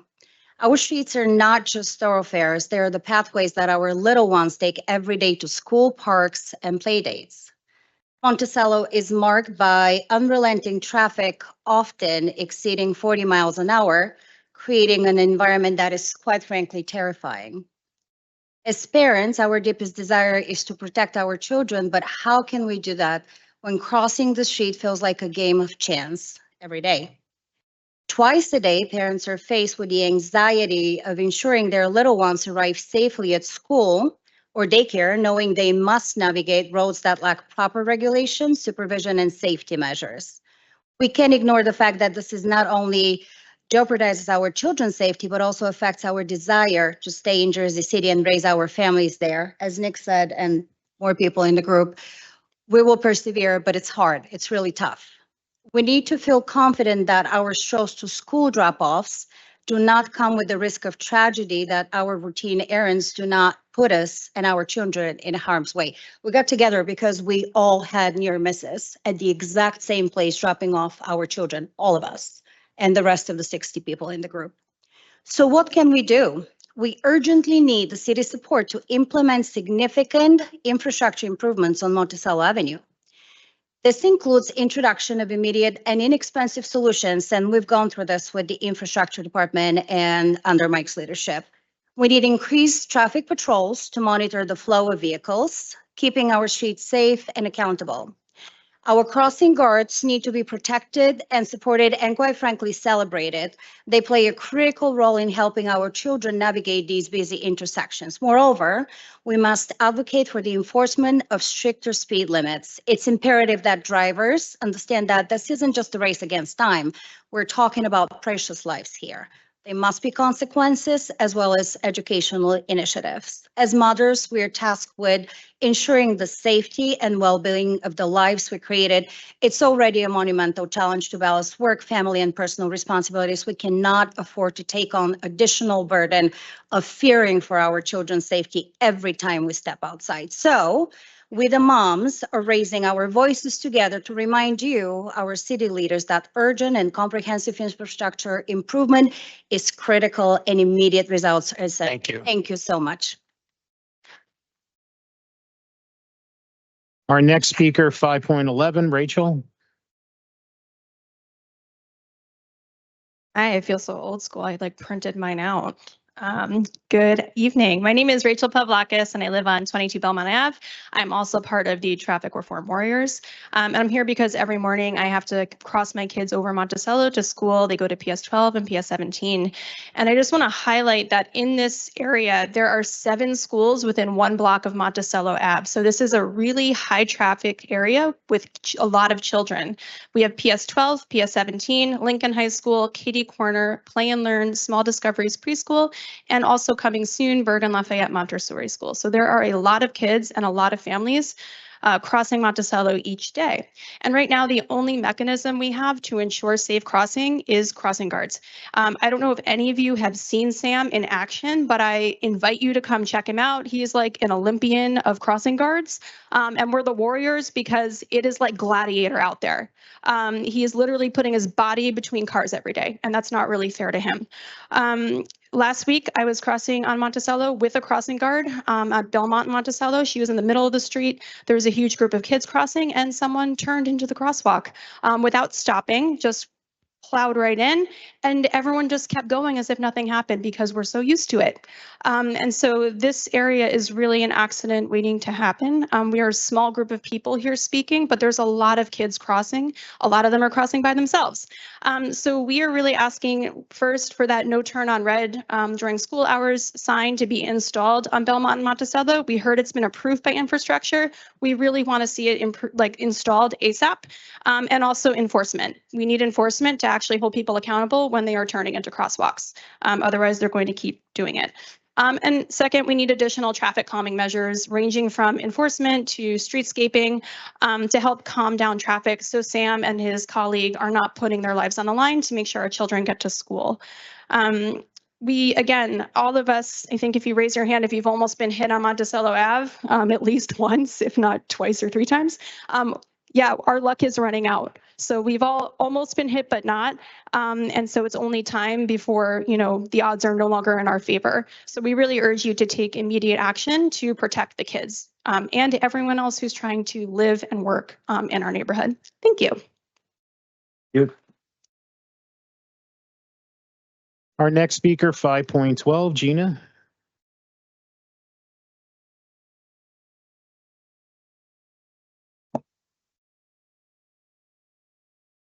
Good evening, Gina Davison, Ward F. Tonight, I want to talk about our identity as a proud city of immigrants. We have seen the beginning of Donald Trump's blitz, the ICE raids, and I know I'm not the only one who watches with concern for my own neighborhood and for our city. We, the residents, look to our local leaders during these kinds of times of crisis, and there are already good examples in other cities where there have been raids. Mayor of Chicago, Brandon Johnson, said loud and clear on a national stage that the raids are unconscionable and abhorrent.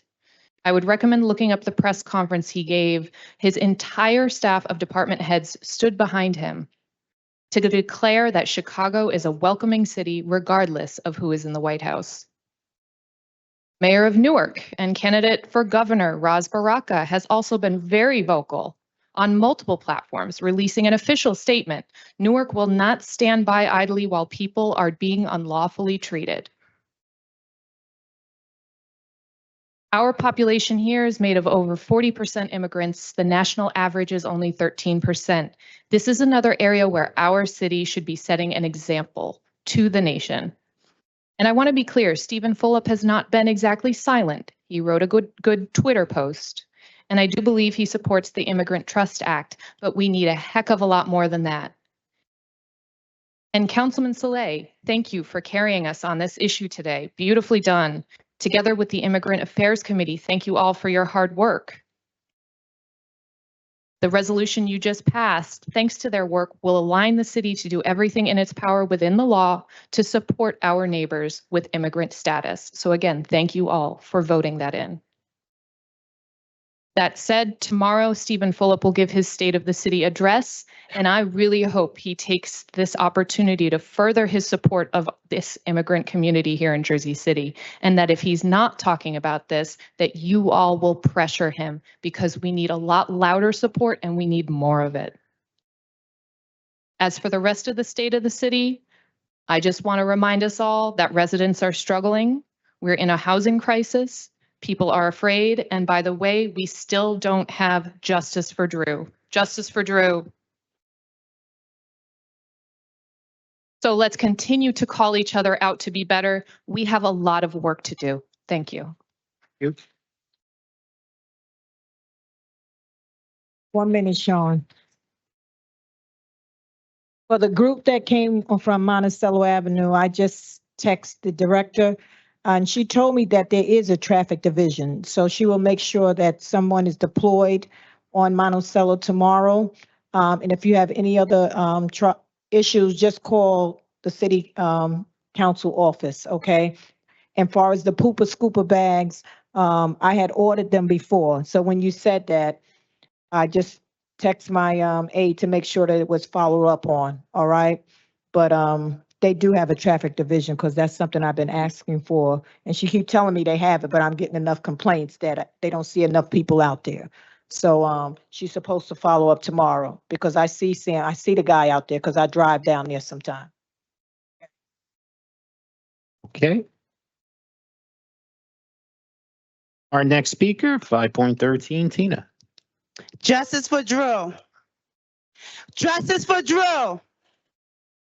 I just wanted to say for Monticello, I remember the first time I came down there with Education at Gilmore, it wasn't no crossing guard there. And actually, me in Education at Gilmore was doing the crossing guard. And that's exactly how Sam was able to get there, is because Education at Gilmore made sure we got Sam there to make sure that we did have crossing guard. And that's only because I be in the community and I know exactly what's going on. But again, we still got to tell the cars to slow down and stuff too. So I definitely agree with y'all with that too. I want to say that we had a lot of shooting going on in my community in Ward F. And I just want to give that family in prayer of the young girl. So I live right there on Oak and Martin Luther King.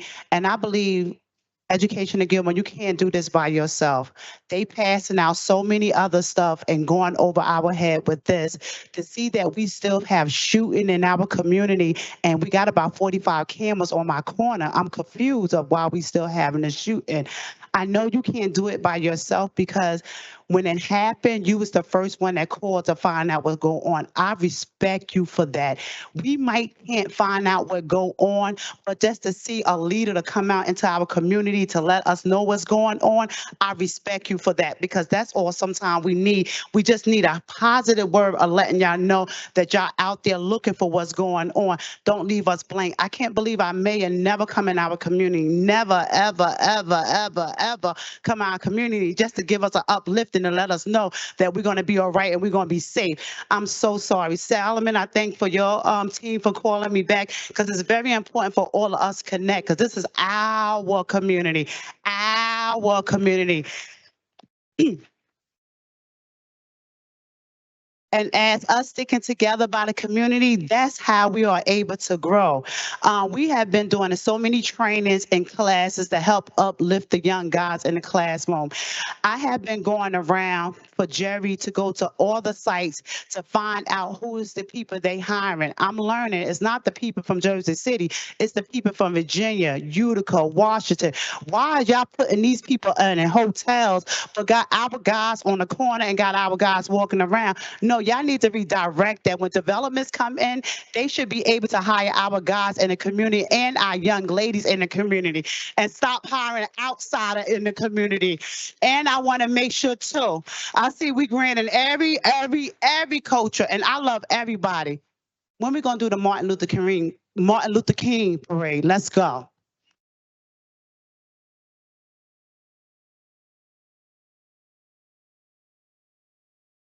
Our next speaker, 5.14, Veronica.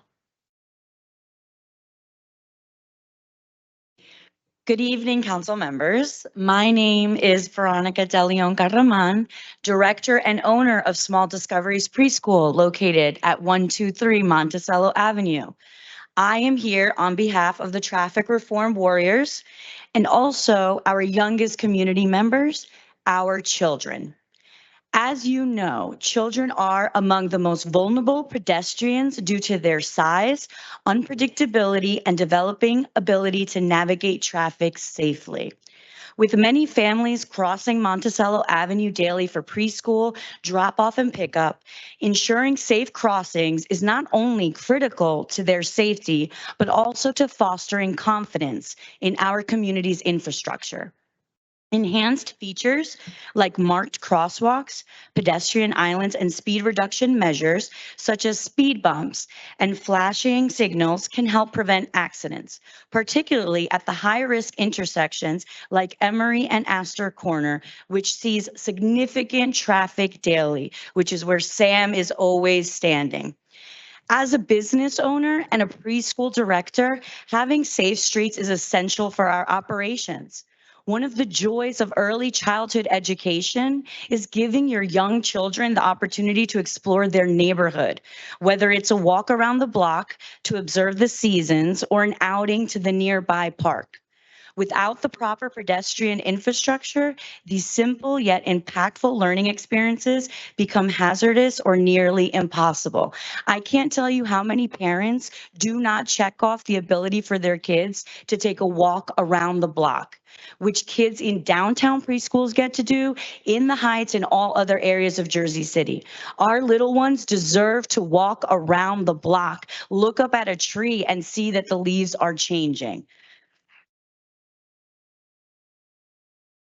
Moreover, parents want to feel confident crossing Monticello Avenue to access that nearby park that you guys just redeveloped. They want to be able to enjoy in community activities with their children, and the current state of Emory and Astor Corner possesses challenges, with poor visibility and insufficient traffic control, making it especially unsafe. So that is why we are asking for you guys to introduce and pass ordinances in February and March, outlining the steps that City Council will take.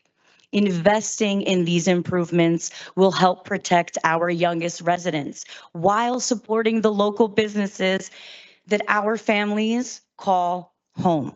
So please, let's work together to create a safer and more welcoming environment for everyone. Thank you. Thank you. Our next speaker, 5.15, Essence.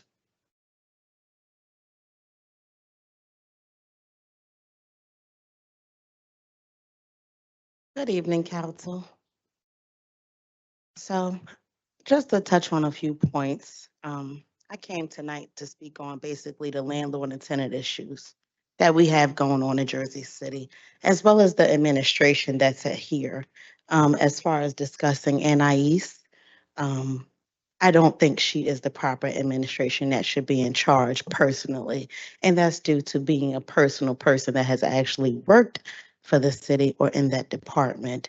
First, we have a director that doesn't have any history as to landlord and tenant relations. And let's discuss, of course, the manager or the supervisor, Jonna. And, you know, we can go into many others, but we're not here to put anybody's job at jeopardy. But as far as the rent leveling board, to see that there are two people appointed there when we haven't even discussed the port side issue that's been going on since last year. And then we have a director that's still dealing with the audit issue from 2017. So, you know, with the upcoming mayor of 2025, I do hope the ones that are sitting here listening, preferably Bill O'Day, that he will get rid of that administration and put someone that is that's supposed to be in charge. So, and I definitely want to touch on Ward D, because I personally think that it's funny that you have this much integrity to talk about the Immigrant Act. All of this time here, you talk about your parents as well as your history, right? But now we hear from you. What have you done for them? But well, let's go to Ward F as far as when it comes to Tina, somebody that I actually see that's working in Ward D still, as well as Elvin and the others. So thank you, Tina, for continuously doing what you do. And also, let's make sure that we say justice for Drew. And as far as the other mayors that are here, I must say Bill O'Day, his constituent services are amazing. And I have not seen that from any of you. That's almost a slap in the face. His program is a little bit more 24/7. And maybe you can inquire about how maybe he's done his business, but I must say it's professional. And sorry that this administration is lacking. And I'm sorry that everybody has this down face. I know that it was a long day, but I must say you're failing the community continuously. Thank you.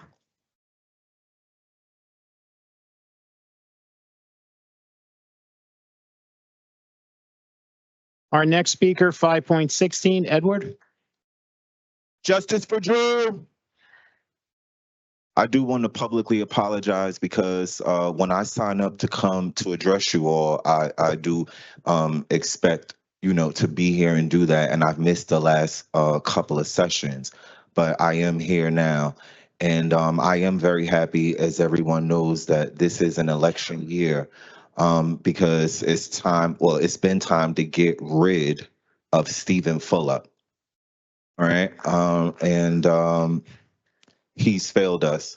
And, you know, I've been down here since I've been here, feeling like many of you have failed us too, just repeatedly, no response. No response from many of you here who are basically responsible for ultimately the quality of our lives. The law impacts us all so much so like that. And with Stephen Fulop, I cannot wait. And I'm right now not declaring, of course, who I want to vote for as mayor, because I feel like there's a lot that each and every one of you have to prove. Like, what in the world are you going to do about housing? Under Stephen Fulop's leadership, we have almost 30,000 units built housing here, but segregated, mostly concentrated where? Down in Ward E, and it's called luxury housing. You don't give a darn about many of us. A darn about many of us. What is the plan for the new vision of community policing in our community. The police are out of control, and a budget reflects that. $200 million, you've thrown everything else to the wayside, and it's unacceptable. Okay, immigration. I do support, obviously, this is a historical place, Jersey City at Hudson River, with the Statue of Liberty here, obviously.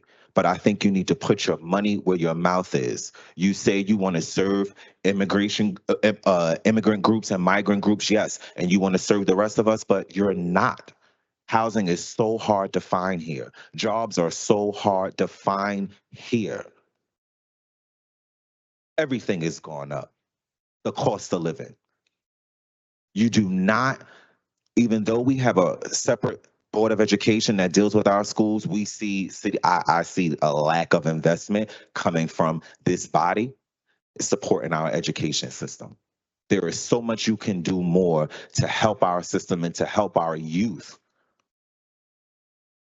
through our education system. I expect more from this body, and I cannot wait to vote for true leadership, for real leadership. Thank you.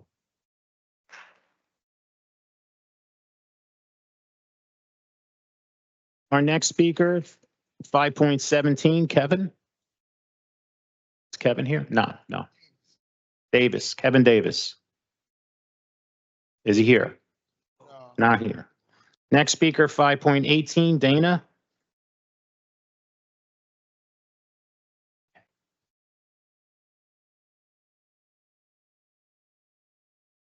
I'm short, so I have to make sure I'm seen. All good. Right. So my name is Dana. I'm a resident of the Heights in Ward D, and I'm here in support of the Traffic Reform Warriors, traffic calming measures throughout the city, and specifically the Franklin and Manhattan bike lane in the Heights. I've heard a rumor that the parameters of the project have changed to not include the stretch of Manhattan from Central to Summit, and I'd like to tell you why I personally support having this lane in this exact location. One of my least favorite intersections in the Heights is Summit and Manhattan. Cars constantly run red lights, and I see it happen every day that I'm walking to Pershing Field. I saw it just this morning. When there's a car going to turn left, either direction, wherever they're going, I hold my breath because I'm really afraid that I'm going to get hit. Protected bike lanes and one-way streets are proven safety measures. When the demonstration project was ongoing and the street was one way, I could tell that people turning onto Manhattan could see me and would actually slow down. It has not been like that since. I've heard objections to the one-way street saying that it'll be more difficult to navigate. Almost every street in the Heights is a one-way street and people get to where they're going every day. A driver making the block is a small opportunity cost for someone's life or well-being. So I ask you, how much longer do we need to wait? In this country, projects that make car drivers' life easier are approved every day with no question, but when it comes to public transportation and bike lanes, it takes months to make progress, even in a progressive city like Jersey City. I see Resolution 25-070, Agenda Item 10.30 on the agenda, and as someone who lives off Summit, I welcome safety improvements on this road. The narrowness and the speed that cars travel is harrowing. There's no stop sign on my street, Zabriskie, and it connects a school and a library. If we can't get a protected bike lane on Franklin and Manhattan, or it's built poorly, it's going to be that much harder to get any sort of improvements on Summit. Traffic calming measures like bike lanes and congestion pricing are the least popular right before implementation because many people are afraid of change. But after being put in place, everyone wonders why we didn't have it sooner. I urge the entire City Council to support any upcoming ordinances needed to build this bike lane, and I urge the city to prioritize this project. As shown by the hundreds of letters that I'm sure you all have received at this point, there is community support for the lane from people that actually live in the Heights. This lane will make our streets safer and enhance quality of life, so let's just build it. Thank you.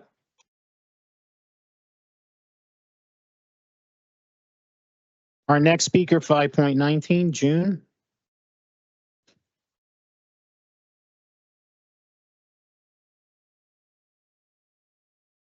Good evening, Council.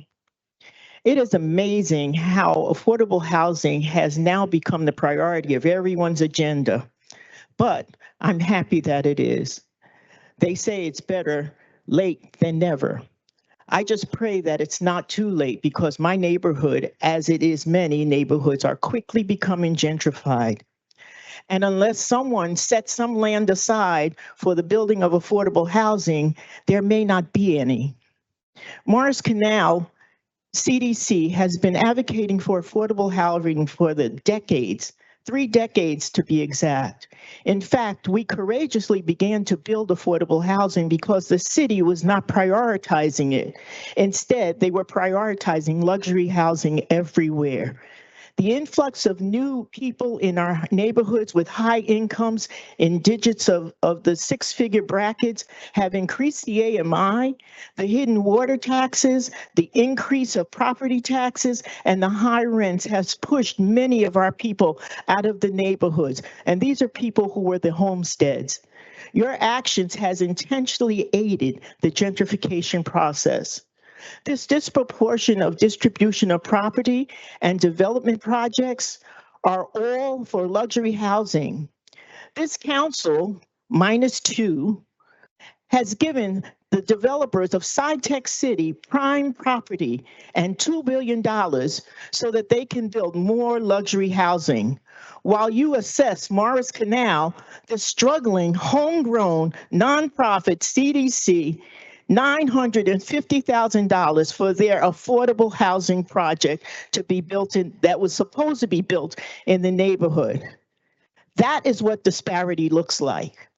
The site of 408, 420 Communipaw Avenue has been designated for Morris Canal to build an affordable housing project for ownership.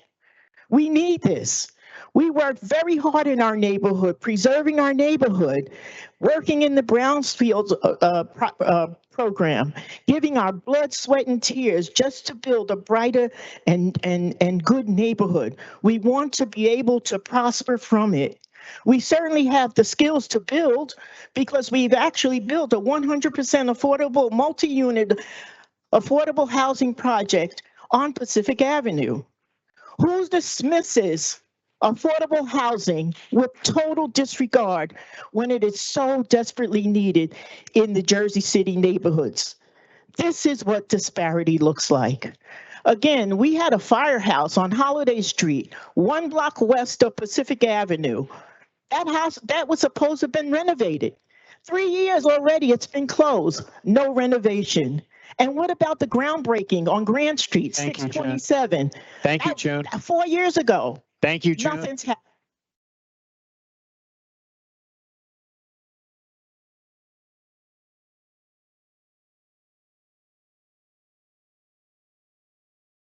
Our next speaker, 5.20, Charlene. I want to say that when I first started speaking in front of the city council 25 years ago, it was June Jones that inspired me to be a firebrand like she was. I think she's a warrior, and I have listened to her for decades now, and she always speaks the truth and fights for the community. I wanted to start with that because it's me, people like me, that she inspires. Good evening. Firstly, I wanted to stay positive this evening, so I'll start by saying, well, tomorrow night, 24 hours from now, our mayor is going to be here touting all the great things he's done for Jersey City. And he has done quite a number of them, but there's quite a number of them yet to do. And I really feel that this year, there's more need to be addressed to certain things. I know I've brought to the attention of the council president about DPW. You can call down there on their main number and you don't get anything but a voicemail. Their directory no longer goes into recycling or trash or street cleaning, etc. It just is a voicemail. I asked if from December to kindly speak. I left messages with the mayor, chief of staff, the resident response. I try to get in touch with the director down there. No one responds. This city cannot have this happen and stay like this. When you call DPW, somebody needs to respond down there, or at least leave a message that somebody gets back to you. Please take care of it. Number 2, Jersey City website calendar is a disgrace. Not even your council meetings are on that calendar. Please, can you all take a look at the calendar? And it's only planning, zoning, environmental, and historic preservation. So your meetings are not listed, your caucuses and your meetings. Jersey Journal's closing, and it's not even going to be electronic anymore. Everything should be on that calendar. Your redevelopment agency, the JCMUA meetings, the arts groups, whatever, the rent leveling board, everything should be on that calendar to inform the citizens of Jersey City what's going on here. And then lastly, I know that the director of parks no longer is the director of parks. I don't know, he's somewhere else. But when you choose somebody else, make sure they have experience in this role, not somebody that's just picked from somewhere else who fills that seat. Thank you.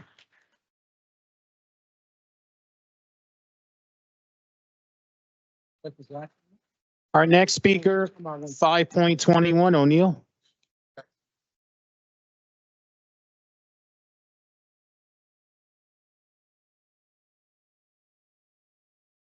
Came here to find out which one of y'all don't want me to work for Jersey City.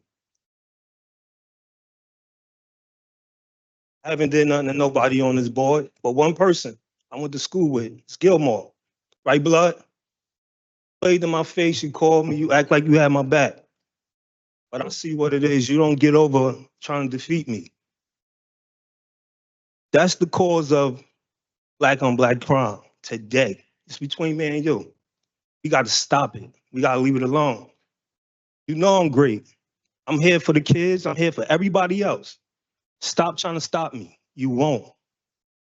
Help these people. Do what's right. Stop cursing at every little kid out here. Stop being corrupt, blood. Right, blood? We shouldn't be acting like this. I shouldn't have to come here and pull your coat. You're the only one that know me. Stop trying to stop my growth. You won't. I'm here. I'm not running from nobody here in Jersey City. I'm not scared of nobody. Every day I gotta wake up and watch my back because of you. Why is that? Why you helping them? Why you can't help me? I'm righteous. I'm good with my hands. I have a bike business. Come and help me. You don't want to do that? You want to cause me a problem, right? You called me, oh, your mortgage, man, oh, they come to get your condo. God ain't gonna let that happen. I didn't grow up like you. I ain't come from a shelter. I came from fighters, bro. My grandmother and them came here to make a good living. I'm their protege right here. You looking at me. I can't run from this. I have a mean fight. And I'm gonna fight you all I got. Y'all wanna take something from me? You better watch your back out here. You better not sneeze wrong. You better not do nothing. Forget my phone. Wait a minute, wait a minute. We're not brothers and sisters. Wait a minute, wait a You minute, shouldn't do that to me. wait a minute. You can't threaten no council person. I'm not That threatening can- him. Wait, wait, wait. In my life. Wait, Y'all wait. don't know what's going on. He had these people cutting my bikes at work. Listen, wait, calm down. And I beat the cases that they had on me. Okay. Y'all said beat the cases. And I'm still not at work. He's stopping me from working. Okay, calm down, all right? He But you threatened can't. me. He started this. I didn't even know he had a beef with me. We shouldn't be If doing you're this. gonna let me talk, I'm letting you talk, or you're gonna let me talk now? Okay, because I gotta run the meeting, all right? All right, I see you upset, okay? But this is not the place to really air that out with him. Listen. When is it? Listen. Who gonna listen to me? You can make an appointment. You can make an appointment with my office. Okay, I'm gonna tell you, make an appointment with my office, okay? I did that already. You made an appointment with my office? I've been talking to you. What's your name? O'Neill Sierra? Mincy. You got him. Yes. Right? You talked to my lawyer, Mr. Neal. He's the problem. Okay. None of these people got a problem with me. I haven't did nothing to nobody but him. He has a grudge against me. He was hiding his hand all this time. Okay. So let Harvey Smith, all y'all Monticello. Listen. Y'all wrong, bro. Mincy. Mincy. We live here. Mincy, All right, I got your information. I know who you are now when I looked at Sierra. Look that up. We'll see what happened. I'll follow through. Me too. Get all of them in the room that's beefing with me. Okay, Stop, okay. man. I'm a leader, man. I don't know how to follow, bro. You Okay, won't, bro. You okay. gotta pick me on Now you golf. gotta sit down. This, your time Thank is you. up, okay? That's enough. I hear your frustration because he lost his job. I get it. I get it. I remember him now. He lost his job. Yeah, you're right. Okay. All right. Next one. He's frustrated. He All right. lost a job. Go ahead, Sean. The Our next next speaker, 5.22, Colin. came after him.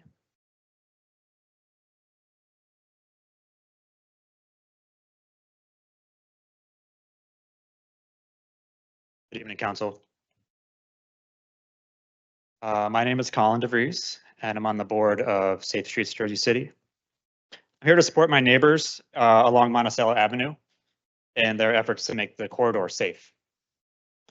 They've shared some important words tonight, and every day our friend, neighbor, and renowned crossing guard, Sam Ortiz, I don't know where he is, he's in the street at Monticello and Astor Place, protecting people. Children and families across that street every day heading to school. There are numerous businesses along the corridor that rely on pedestrian traffic to stay afloat. We need a permanent 24/7 solution to protect all road users, which includes pedestrians, cyclists, and drivers, and their passengers. In October 2023, an 85-year-old man was killed in a hit and run crash at the corner of Monticello and Fairview Avenue. At that time, there were no safe streets improvements at that corner. Every death on a city street since 2023 has occurred where no safe street improvements exist. There have been no deaths where safe street designs have been added. Traffic calming works. As the city grows denser, there will be increasingly more conflicts between pedestrians and vehicles. The solution is to create safe spaces where every user, for every user, and redesign the street to physically limit vehicle speeds. Slow streets are safe streets. There are a number of tools available to calm Monticello Avenue, which right now is a broad, uninterrupted straightaway. One option is to raise the intersection or create a raised crosswalk at Astor Place. Expanding the sidewalk or adding a protected bike lane to narrow car lanes would give more protected space back to pedestrians while encouraging cycling as a safe, efficient, and environmentally conscious way to get around town. The Monticello corridor is seeing a lot of new development and is primed for a renaissance, but creating a safe, walkable neighborhood is necessary to encourage people to interact with their community and sustain small business. Pedestrian-first streets are the key to making that happen. Let's not waste any more time talking about it. Let's start acting, and I appreciate the council president's mention of contacting traffic to help with this. And all time that's wasted could potentially threaten a life in our neighborhood. So thank you very much for listening, and thank you for your action. Thank you.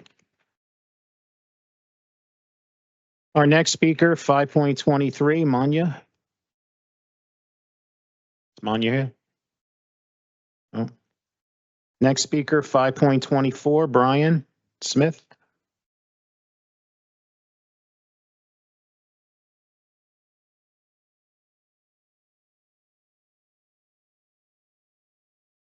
Good afternoon to the council, men and women. First time being here, I was sort of driven to be here. But I representing Brian Smith Painting Company.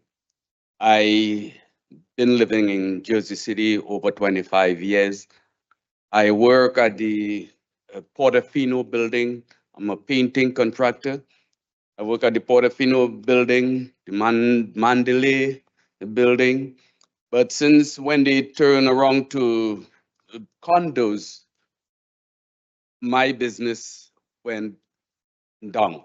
I actually got a contract in New York. It's a building called New York by Gary. There were like 900 units. I've been working there for like 5 years. I have like 6 employees. But Jersey City is developing a lot, and I driven around downtown, Journal Square, West Side.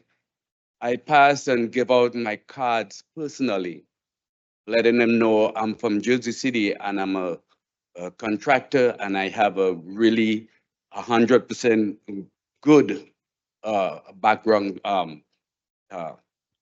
support. And most of the contractors there that I come across, they're not from Jersey City. So these are contractors from outside. And I believe that I'm from Jersey City. I pay a lot of money, taxes for my property. And I just felt like coming here and letting you all know what's happening. I want to have the opportunity to bid on some of these apartment buildings downtown here, Juno Square, West Side Avenue. There's too many of them, thousands of them. And I have 6 guys depending on me to be able to have them working and doing the job. And most of the contractors, they're from outside. And I would like you all to do something about it, because I'm available, and it's just, I had enough, so I hope that you all can do something. But we need the jobs to stay in Jersey City, not outside. Everybody from different, and it's like one of the ladies said, they from Washington, they coming all the way from Washington, from Pennsylvania, they coming from, I mean, give us a chance, Jersey City.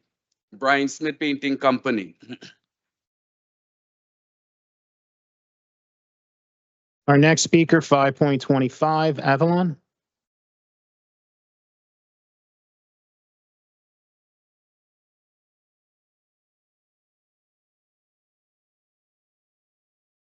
Good evening, Council. I'm here to talk about sewage contamination on New Year's Day.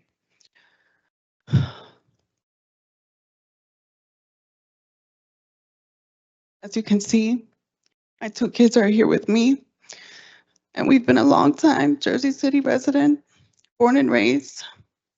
Last July, a sewage project began on my street, and it was supposed to end in December. On New Year's Day, my kids and I were forced out of our home due to raw contamination caused by the sewage project. When I reached out to the city, it took days and weeks, and I got the runaround. I get an answer one day, and then I have to chase them again. I need to know about securing a place to stay and who will pay. My landlord or city agency. My life has been turned upside down with no concrete date when to go back home. We are living in a hotel, and it's 29 days. At this point, I'm trying to figure out who to add to this list here, and I need help. How many more weeks will we be in a hotel? This is also causing my performance to decline at work, and I already got a warning last week. It forced me to take a few days off of my work this week just to get some things going. Avalon, I'm gonna take you to the side, my council aide as well, and we'll discuss, okay? I'm gonna call Please. them right now for you. Thank you.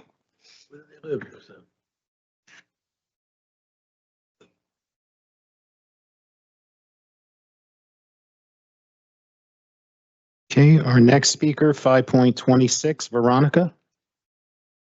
Veronica S. Sutton. She's not here. Thank you. Our next speaker, 5.27, Leonard. Thank you. Please feel free to let me know. I appreciate it. 5.28, Betty. Not here. 5.29, Patricia. Not here. 5.30, Andre. Not here, Andre. Okay. 5.31, Adrian.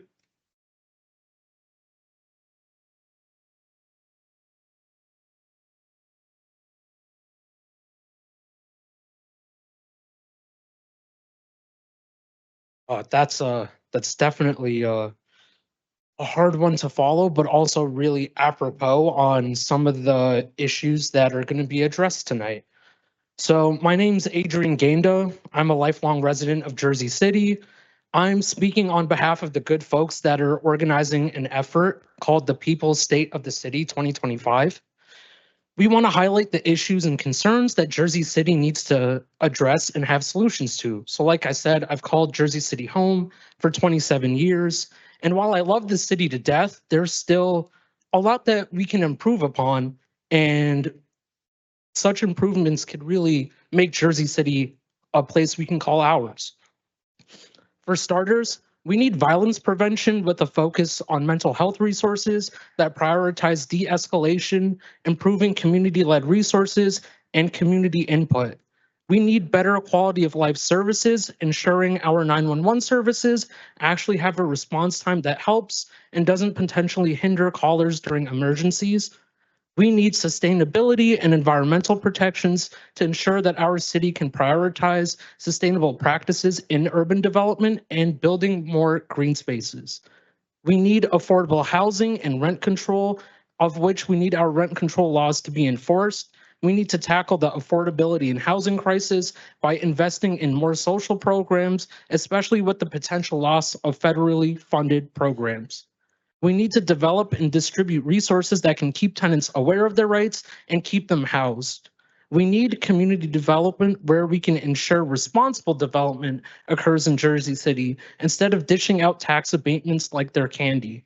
Lastly, we need to protect our immigrant communities as the looming threats of ICE raids hang over New Jersey's head and ramps up in real time. Thank you for this opportunity to speak on behalf of the People's State of the City address.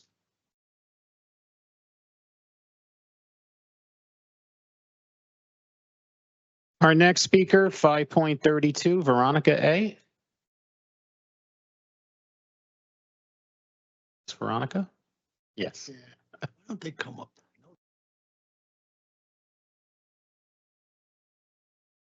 Good evening, council members. My name is Veronica Akezwa, and I am a resident of Ward D and a candidate for city council. It looks like there are a few Veronicas speaking tonight, so I hope it's a good night for us. I wanted to first thank you for overwhelmingly approving Resolution 25-048, reaffirming Jersey City as the golden door of America and supporting the New Jersey Immigrant Trust Act. This is a crucial step, but we must do more. Our immigrant neighbors need better access to resources and clear information about their rights. Ward D, the Heights, has a significant immigrant population, yet I haven't seen enough outreach ensuring they know where to turn to for support. Without stronger amplification of available resources, too many remain vulnerable. And I'm talking about the demographics in the Heights, but there are also vulnerable immigrant communities in many other areas of the city, especially those from the Caribbean that are significantly impacted by harmful executive orders that have expanded detention and deportation. And these disproportionately target Black and Brown communities. We've seen throughout the country unlawful raids. In addition, asylum access is restricted and refugee resettlements are suspended. And these policies tear families apart and create fear in communities that do contribute so much to our city. Jersey City has long prided itself on being a sanctuary for immigrants, but it's unclear to me whether we have formally designated ourselves as a sanctuary city through an ordinance. I know Hoboken did in 2017, and I implore Jersey City to do the same. As the daughter of a Nigerian immigrant, this does, hit very personally for me. So I would like the council to consider some stronger protections and amplification of all the resources that are available to people. We want to ensure that every resident feels safe and supported. Thank you.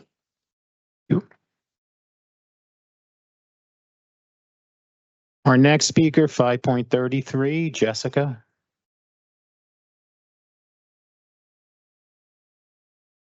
Good evening, City Council. Members of the council, the press who are joining us tonight in person, online, or through the press coverage of tonight's remarks. My name is Jessica Brand, as you know, and I thank you for this opportunity to speak and to introduce an evening where voices from every ward of this great city will come together, not to be dismissed, not to be silenced, and not to be deleted.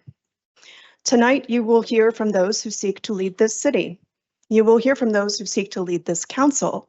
But most importantly, you will hear from those who seek to be led, not by those who demand compliance, but by those who are willing to listen and act. Leadership is not measured by power.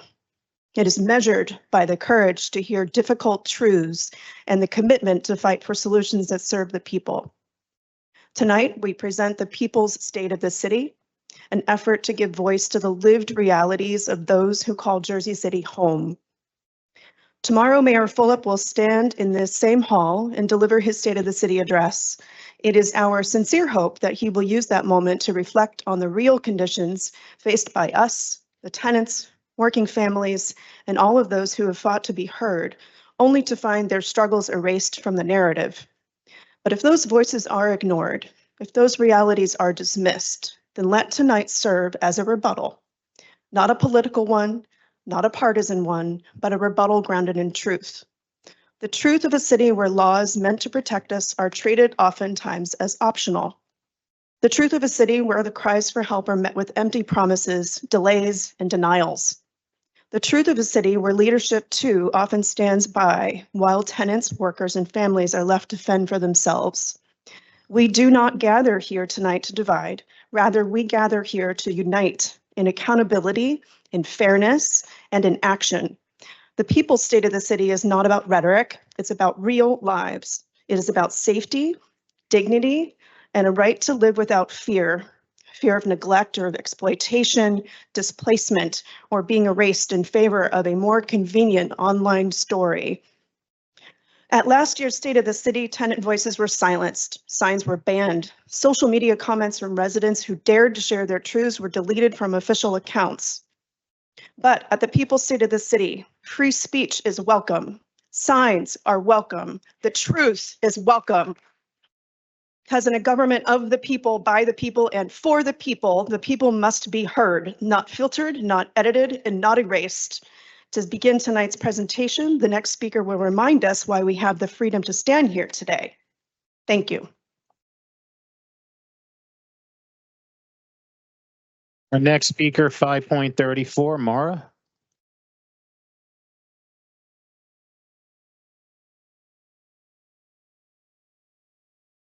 In council.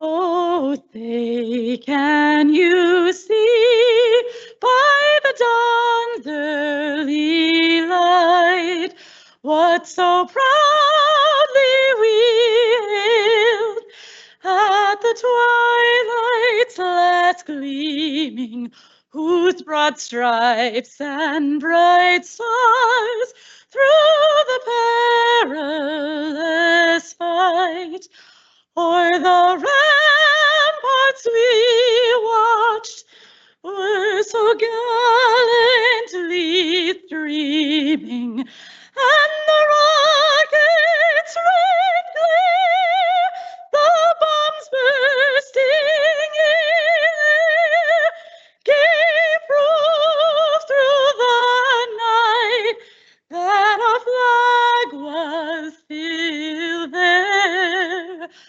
Oh, say does that star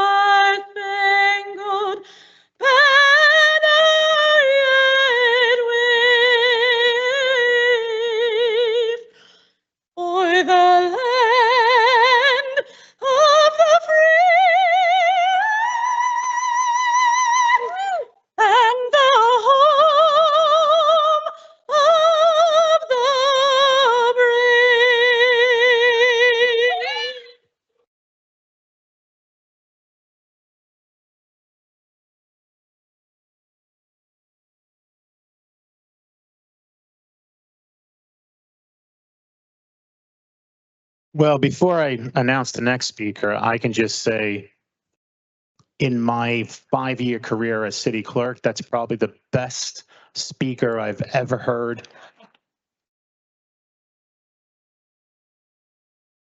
You have an amazing voice. God bless. That's awesome. If you're ever looking for a drummer, I'm here.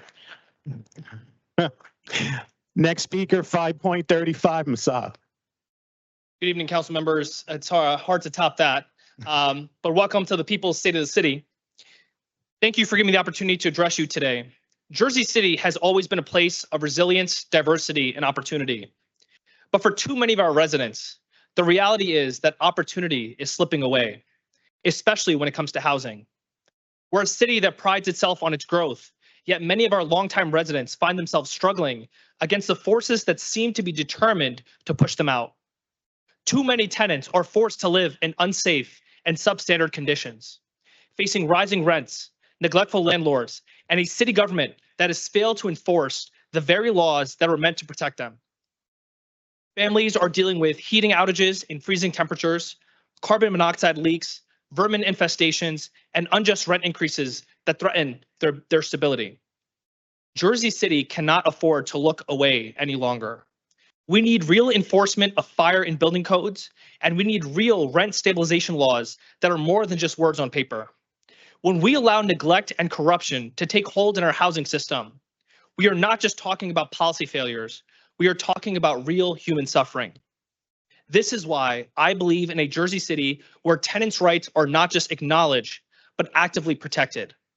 We need an administration that enforces rent regulations and holds negligent landlords accountable, and ensures that no resident is left without safe and dignified housing.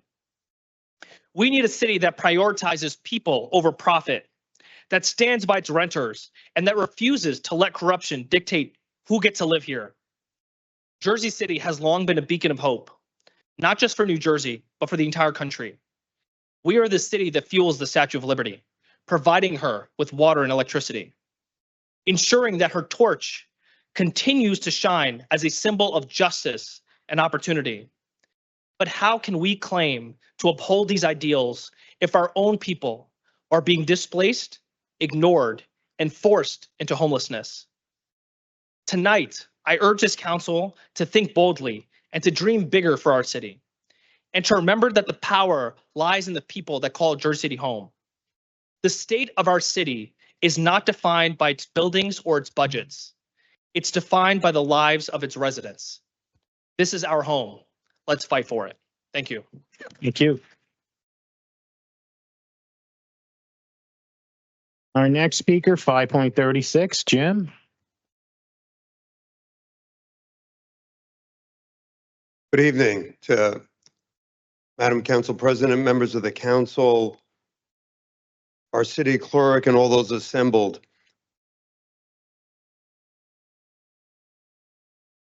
My sense is in Jersey City today, there is an imbalance. There's an imbalance of authority, there's an imbalance of power, and there's an imbalance of influence. Both as a lawyer and as a renter, I find that it's all so difficult to navigate the law for renters in Jersey City. For Portside, for example, Portside has been coming to this council chambers for the past 2 years with no discernible progress. Again and again, and Portside is one example of legitimate and outstanding concerns not being addressed. And so the frustration that's here today, and I'm proud of the fact to stand here with my friend Commissioner O'Day, Musab Ali, is that for these past many years, the legitimate cries, anxieties, and impact upon these people's lives have not been addressed. So the first, and respectfully, I believe that the comments we do today will be held in vain because there's no indication that anything that has been done before has produced discernible results, nor do I suggest that anything that happens tonight will produce discernible results. But we need to establish internally a tenants advocacy enforcement unit of lawyers, a dedicated team of lawyers to help renters negotiate existing regulations to ensure that landlords treat them equitably and fairly. In addition, we need to professionalize the Rent Leveling Board to establish a transparent process for resolving renters' issues and setting administrative guidelines for the board so that its operations are open to public scrutiny and that all renters know their practical rights. To strengthen the Rent Leveling Board, before rent increases for capital improvements, ostensibly renovations, take effect, they must be submitted to the Rent Leveling Board, Time is up, Jim. documented and certified. And lastly, to ban the algorithmic rent increase formula. The software artificially raises the cost of rent Jim, above the Time average is up. rental prices. Is that? Sorry. Thank you.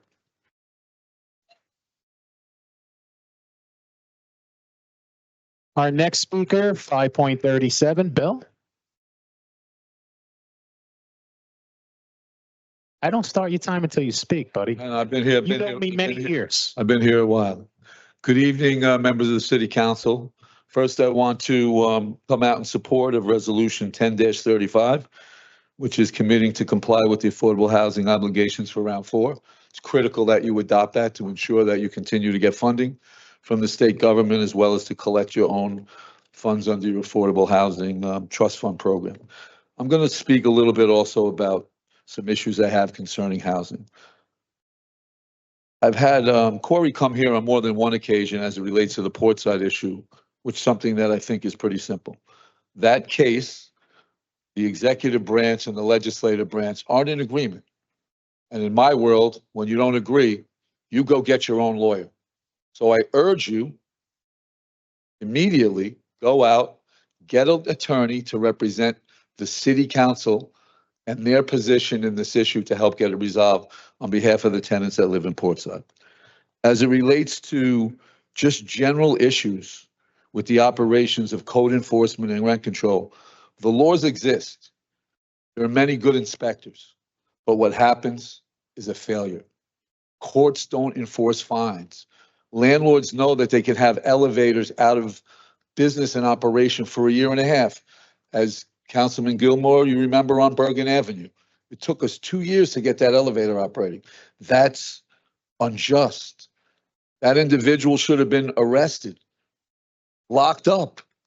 But instead, after 2 years, I still don't know if he ever got fined $1. And sometimes it takes 2 months to order an elevator and get it delivered, but it doesn't take 2 years. Same with heating complaints. This last Sunday, I had to go to 93 Fairview Avenue. They were without heat. I went to the building.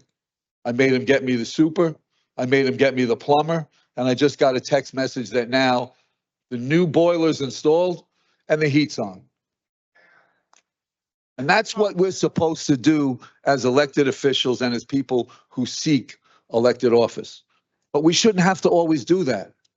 But those landlords know that the enforcement's not going to matter. And when they get to court, if that heat's out for 2 days or 2 weeks, they're going to wind up getting rid of all the fines because by the time they get to court, the heat's going to be back on. Lastly, and this is critical, we currently have vacancy decontrol in Jersey City because the registration law is not enforced. In building after building, we go and speak to someone. How long have you lived here? 20 years. What's your rent? 900. How long have you lived here? 2 years. What's your rent? 2,000. Something's wrong. That law is not being enforced. You immediately need to do an audit and go to each and every property, check those forms. Who hasn't filed their registration form, take action against them, and check those that have been filed and make sure that they're honest. And reach Thank out you, to Bill. every tenant that reaches out and lives in every building to Thank you, advise Bill. them and their rights related to it. Because if you want to, Your time is up, Bill. no, you give me 5 more seconds. If you want to, Bill, your time is you don't up. have, you should always have a police officer at the meeting. You don't even have a police officer to enforce Bill, your time issues is that up. come here. Time is Next up. person. It's fine. Next person, Sean. That's it. Sean. That's it. Bill, that's it. Oh, well, he is a sitting elected official, Sean. Do we, yeah, Want to let him talk? 20 more seconds. I did I not. think you should give a current. You're going to elected waste your official time 20 more sparking seconds. with me, Bill. So my point is that you need to do whatever's necessary to enforce that, because you're currently not only not creating affordable housing, you're not preserving affordable housing. Okay, Thank you Bill, very let's much. Be fair to the people behind you.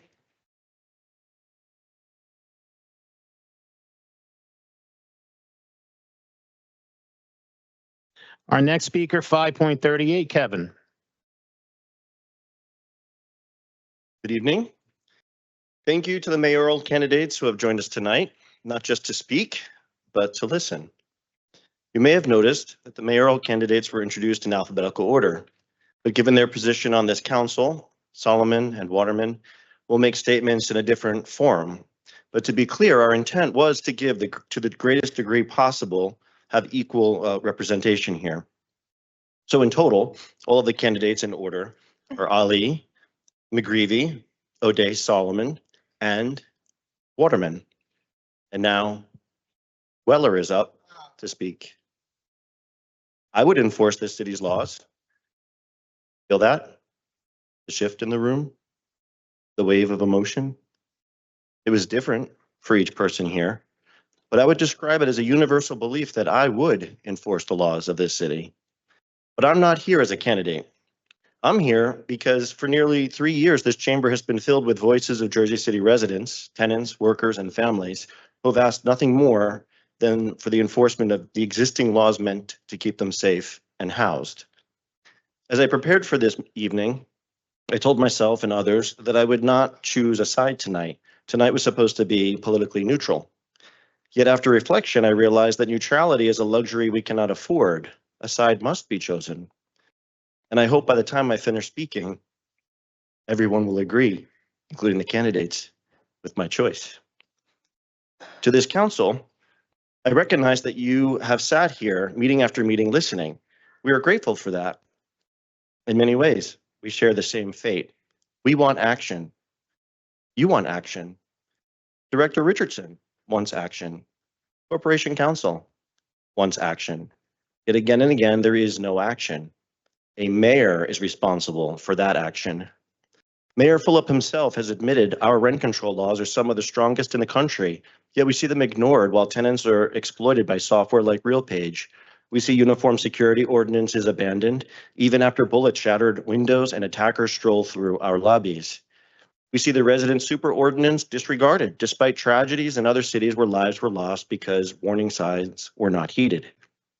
Abraham Lincoln once said, "I must stand with anybody that stands right. Stand with them while they are right, and part with them when they go wrong." This is what leadership means. It's how we should choose our next leader. And so tonight I stand before you not to announce a candidacy, but to announce a choice. I have chosen a side. I choose to side with the people. Whoever takes the actions that truly make a difference will earn the vote of the people, and I, along with many here, would be honored to help that person. Show us your best action, and we will show you our votes. Thank you very much. In 3 minutes. Our next speaker, 5.39, Mark. Good evening, City Council. I'm here again, very weary, but still very resolute. For over a year, I've been telling this council about the dangerously inadequate security at Portside. In response, you passed Ordinance 24055, which bolsters the uniform security mandate in Munich Code 218-1. Thank you all. This new ordinance has language about an inspection for an exemption to the uniform security mandate. It states, quote, "The inspection shall include the evaluation of resident security concerns and complaints when issuing or continuing an exemption," unquote. If Portside is on the ball and monitors new legislation that may affect them, I would expect Portside's next move will be to apply for an exemption from the uniform security requirements. This must not be granted. There are multiple reasons to deny any exemption, but foremost among them are our wide open community, evidenced by the police reports about non-residents wandering in from the streets to have fights in our lobbies, and all the times that we witness our lobbies being empty of staff and the main doors unlocked, allowing anyone to walk in from the street. Next, the south end of Washington Street is never chained as mandated in Ordinance 07-153, leaving it open to late night drug deals and threats to residents of Portside. See the police reports. Next, Portside's inability or unwillingness to comply with the conditions of the previous exemption. That was granted on August the 14th, 2014, on the condition that Portside had to undergo an annual inspection to maintain that exemption. Portside never had the community re-inspected, and so the exemption expired in August 2015, was never renewed, and Portside was in blatant violation of 218-1 for 9+ years. Lastly, the recommendation in the old exemption for more cameras was totally ignored. To recap some of the concerns I mentioned over the last few months, a service door from the street into our community could not be secured due to a broken self-closer, and a flimsy bathroom-style bolt on it was left unlatched. Doors from multiple resident amenity areas are unlocked or unlockable, and doors from the public parking garage that leads directly to the supposedly secure area of our buildings cannot be locked and are broken. We need the legally required uniform security to protect our community. Since our mayor's a no-show tonight, can any of the candidates for mayor show us what action looks like? Thank you.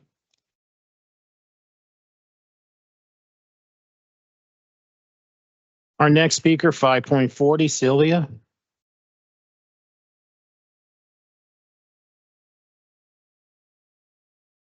Good evening. Tonight, as part of the People's State of the City, I want to discuss public safety, not through campaign promises or statistics, but through documented facts about how our city responds when residents face real dangers.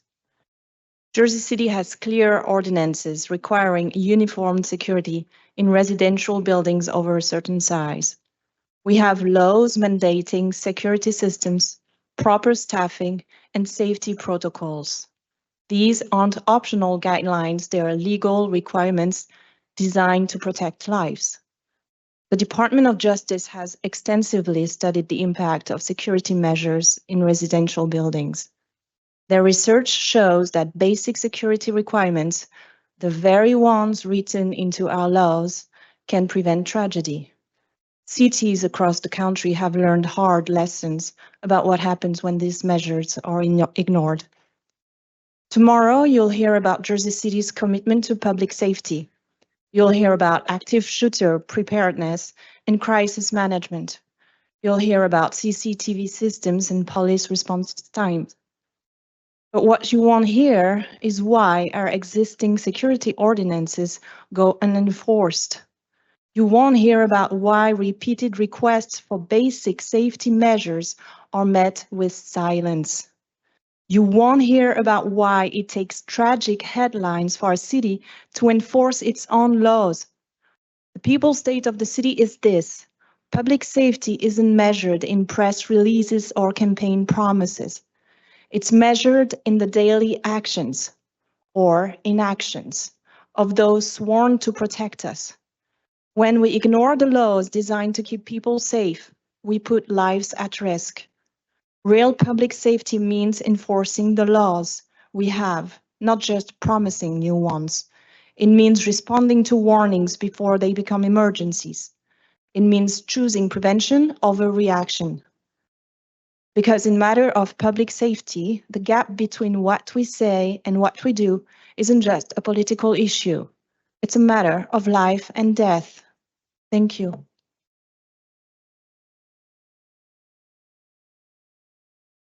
Our next speaker, 5.41, Joel. Good evening, council members. As we convene tonight on the eve of the mayor's State of the City address, I stand before you as a concerned resident tenant, deeply troubled by the current state of public safety in our community and especially in my building, Portside West. In his address, the mayor will likely highlight achievements such as the hiring of police officers and the establishment of new public safety headquarters on Martin Luther King Drive. These initiatives are commendable and suggest a commitment to our city's safety. However, in recent events paint a much more complex picture. Days ago, a 15-year-old girl tragically lost her life and a woman was hospitalized following a shooting near Martin Luther King Boulevard and Union Street. While it's true that reported homicides have decreased from 12 in 2020 to 10 in 23 and further down to 6 in 2024, other crimes have seen an alarming rise. For instance, motor vehicle thefts have increased by 28% from 629 to 806 in 24. Thefts surged by 41% from 2,913 to 4,125, and aggravated assaults rose by 25%, from 789 to 986 in the same period. Closer to home, at my residence, we face ongoing security challenges. In one incident we shared with you recently, an injured woman, a victim of aggravated assault, was pursued into our building by her assailant. In addition, management has neglected basic safety protocols. Garage doors remain open for weeks, allowing unrestricted access to the parking area. Entry doors often fail to latch properly or are deliberately propped open and left in that condition.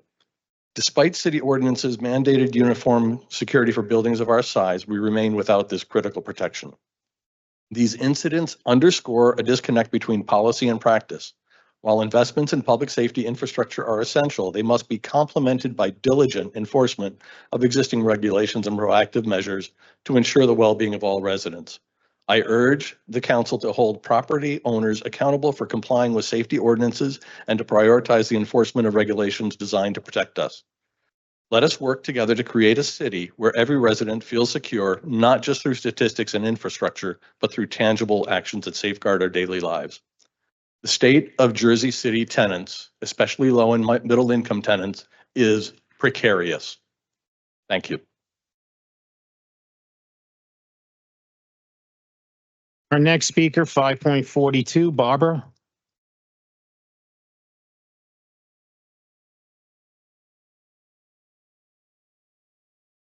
Evening, council members. My name is Barbara Goldberg. These old eyes have been watching Jersey City change, grow, and unfortunately become less and less affordable. Tonight, I want to talk about something that affects not just me, but countless seniors, working families, and young people trying to build a future here, the housing crisis. Jersey City has given developers tax breaks and incentives. Yet for all the new buildings rising around us, affordable housing remains out of the reach for many. Take, for example, the 30-year tax abatement granted to the Kushner Real Estate Group for the Pompidou project. This prime downtown development is receiving millions in tax breaks. Yet where are the affordable units? What about the people who built this community who are now being priced out of it? Seniors should not have to live in fear of being pushed out of our homes because rents keep rising faster than fixed incomes.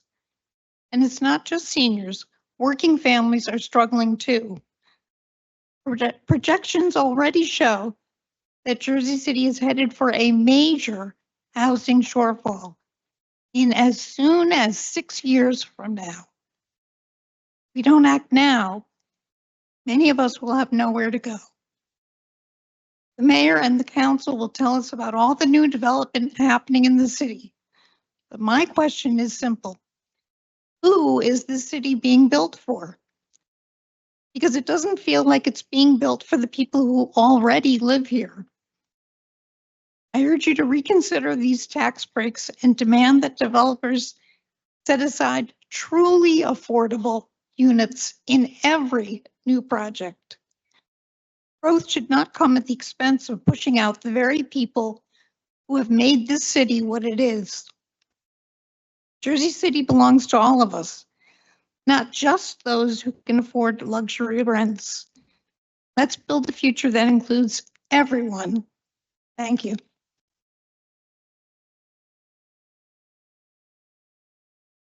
Next speaker, 5.43, Sylvia H.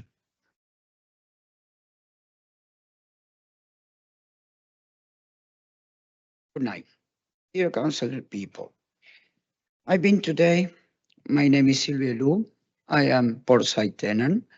As my neighbor standing here again, and by now almost 3 years. We are repeating and repeating and repeating the same request that in fact is not a claim. All our requests are part of the city code and regulation.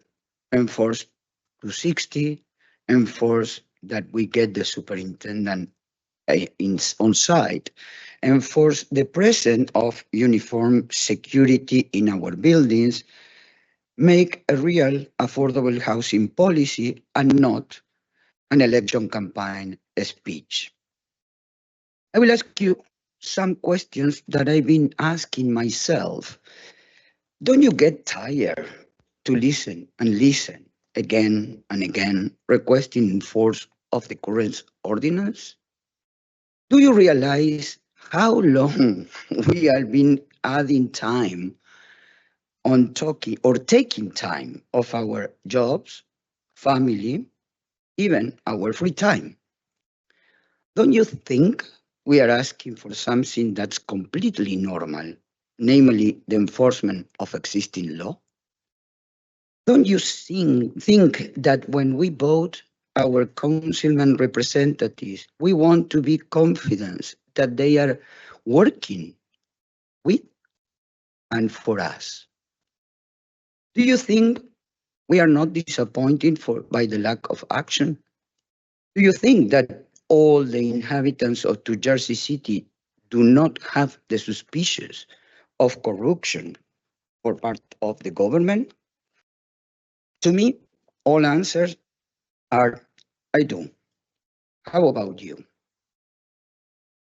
As mayor full of a state of the city address will happen here tomorrow in this room, we all must reflect once again that he must be why we are met in silence, time and time again. Thank you for listening to me. I hope Stephen Fulop will provide some answers tomorrow, but I doubt it given out experience for the last 3 years. Thank you.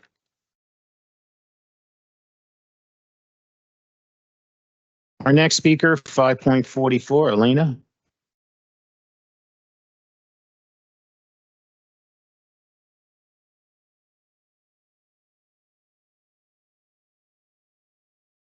Good evening, City Council. My name is Elena Little. I'm a concerned citizen and a candidate for City Council here in Ward E. I am sure the mayor is going to paint a rosy picture tomorrow in his State of the City, but this is the people's state of the city. The reality is, too many Jersey City residents have been left behind. Rents have been skyrocketing. We need to build more affordable housing, and that includes mandatory minimums in new development, as well as leveraging underutilized city-owned land to build more affordable units instead of selling it off to the highest bidder. We also need to enforce the rent control ordinance that we have on the books. I mean, Portside Towers tenants have been coming here for going on 3 years now. That's frankly ridiculous. And during those 3 long years, many of them have been forced out. The city should be publishing a database of rent-controlled buildings so tenants know their rights. We also need greater investigation and enforcement of habitability and quality of life complaints. I was horrified, as I hope you were too, to read the recent report of a landlord harassing tenants with dead fish placed on the floors. Such harassment should not be tolerated. Neither should more passive behavior that still creates an inhabitable environment, like refusing to turn on the heat in the winter. Likewise, small homeowners are bearing the burden of unpredictable tax hikes year after year, and for what? Our basic city services are lacking. The streets are dirtier the day after garbage collection.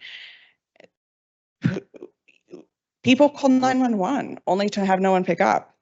And we need to make sure we're actually spending our dollars wisely instead of on politically connected contractors like the ones who bungled the city's application for Seabrook's Washington Act funding and missed an opportunity for critical community-based mental health funding. Justice for Drew. But where the government fails us, the people have stepped up. The Anti-Violence Coalition of Hudson County applied for and was awarded this grant funding. And we have folks showing up like the tenant organizers and the traffic reform warriors here tonight. On that note, and again, in spite of our taxes, there's a total lack of traffic calming and traffic enforcement. And we are facing a hit and run epidemic. Although Jersey City doesn't publish these statistics, we've all noticed an uptick, and statewide fatal hit and runs are up more than 50%. What is Jersey City doing?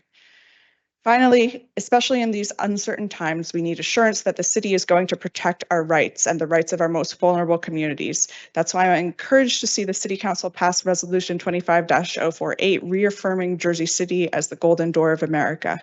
Now more than ever, we need to stand up for transparency, stand up for vulnerable communities. The need has never been greater. Thank you.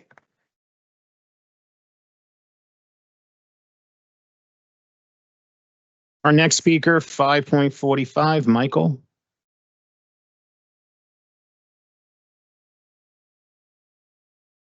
Good evening, everyone. You know, there's a lot to be addressed here in Jersey City, but I only have 3 minutes, so I will try my best to say what I can in that time frame. And, you know, in order for us to be considered one of the top mid-sized cities in this nation, we have to do a few things.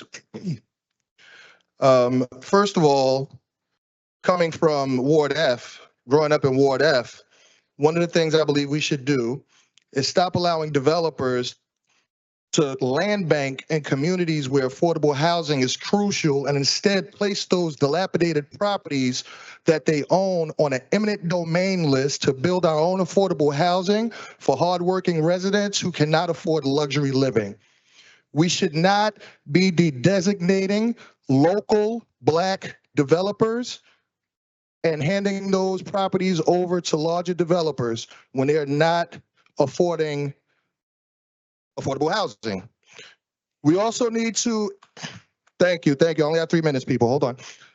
We also need to incentivize commercial property owners in underdeveloped commercial districts so they can lower their rents for small startup businesses who are looking to provide basic goods and services that the community is extremely lacking. We have to stop third-party service providers continuously raising rates and charging ridiculous late fees to the point where homeowners face liens on their properties that put them in jeopardy of losing their family homes. We need to hire city directors based on experience and community dedication instead of their relationships and who they are aligned with. We should be stabilizing property taxes and not raising them to the point where people are going to sleep crying at night trying to figure out how they're going to save their family's home. We need to have real programs and opportunities for our youth so that they are not being hurt or murdered by their peers.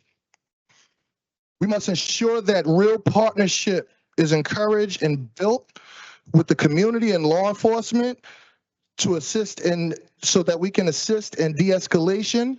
And we also open up communications as well as and have compassion and understanding and make sure it's delivered and received on both ends.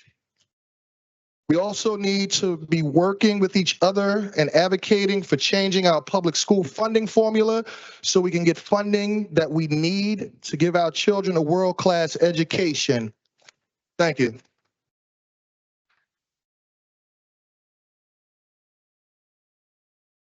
Our next speaker, 5.46, Joel.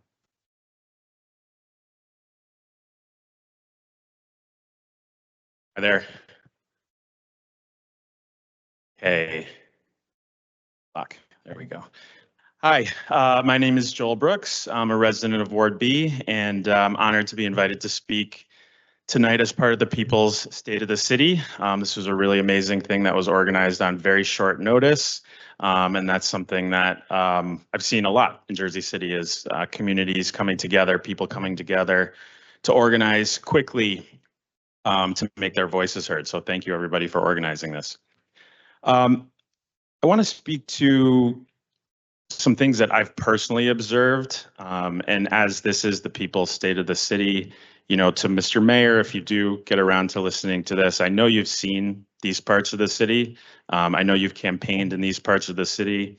And as you go on to campaign for governor, I hope you don't forget these parts of the city. So, you know, on the west side, I have seen tenants go without heat for months at a time. I've seen a family of 5 sleeping in one bed because they didn't have heat for weeks. I've seen landlords get away with not fixing windows for months at a time.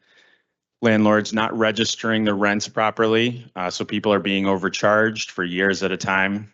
And I've also seen the system that we have now, it's inadequate to meet the needs of tenants. And I'll give you one example. I see I have 1:30 left. Working with a group of tenants who have not had heat for over a month. So part of the system now is you can go to landlord tenant, you can file a failure to provide services petition. You can only do that online. You need an email. It's only in English. I found these things out when I went to Jackson Square myself because I thought, oh, why don't I grab some paper applications to bring back to the tenants? I was told, no, you have to go onto the JC portal, you have to have an email and go through that whole, you know, 2-factor authentication thing we all love on our phones and all that. So I said, okay, all right, we can work with this.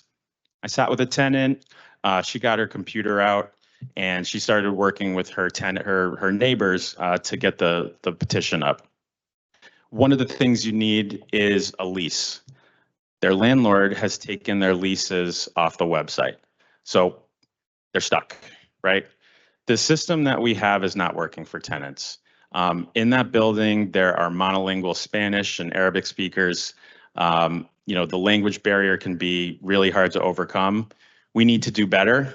Mr. Mayor, if you are fortunate enough to win the nomination and go on to Trenton, don't forget these parts of the city and don't forget these tenants. Thank you.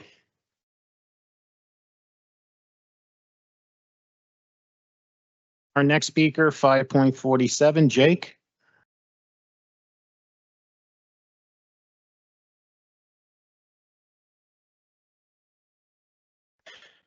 Good evening. My name is Jake Efros. I'm a teacher, I'm a tenant, I'm in Ward D, and I'm a candidate for City Council in Ward D.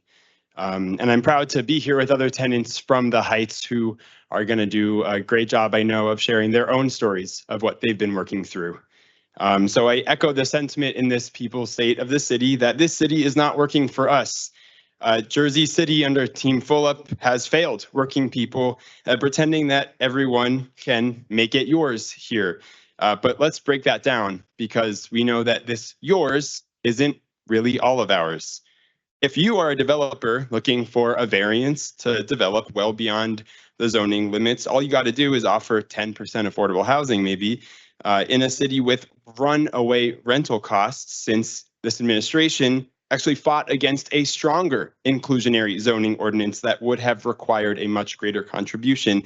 But if you're a renter looking for affordable housing, this city is not working as hard for you. If you are a landlord illegally raising rent or evicting tenants illegally, fear not, because our city has failed to enforce Code 260 time and time again. But if you are a family who wants your city to stand with you against illegal landlord actions, just don't hold your breath. Now, if you are the Kushners, our mayor will do everything in his power to force us to pay for your tax abatement so he can check the Pompidou off of his wish list, and his council allies will rubber stamp that. But if you are a parent hoping that our roads can get money for repairs and your kids can have a safer walk to school, or a neighbor wishing we just put resources into trash pickup like in the Heights where we desperately need it, or you're a family member who wants their loved one to have safe mental health crisis response, you might be told we don't have any money. Justice for Drew. So we deserve more affordable housing, yes, but also dignified social housing, publicly owned and community run. We deserve rent control, not just for some of us, but for every tenant in Jersey City. We deserve clean and safe streets, not ones dumped on by big business handouts. Jersey City should work for working people, not corporate landlords and developers. Let's make it ours.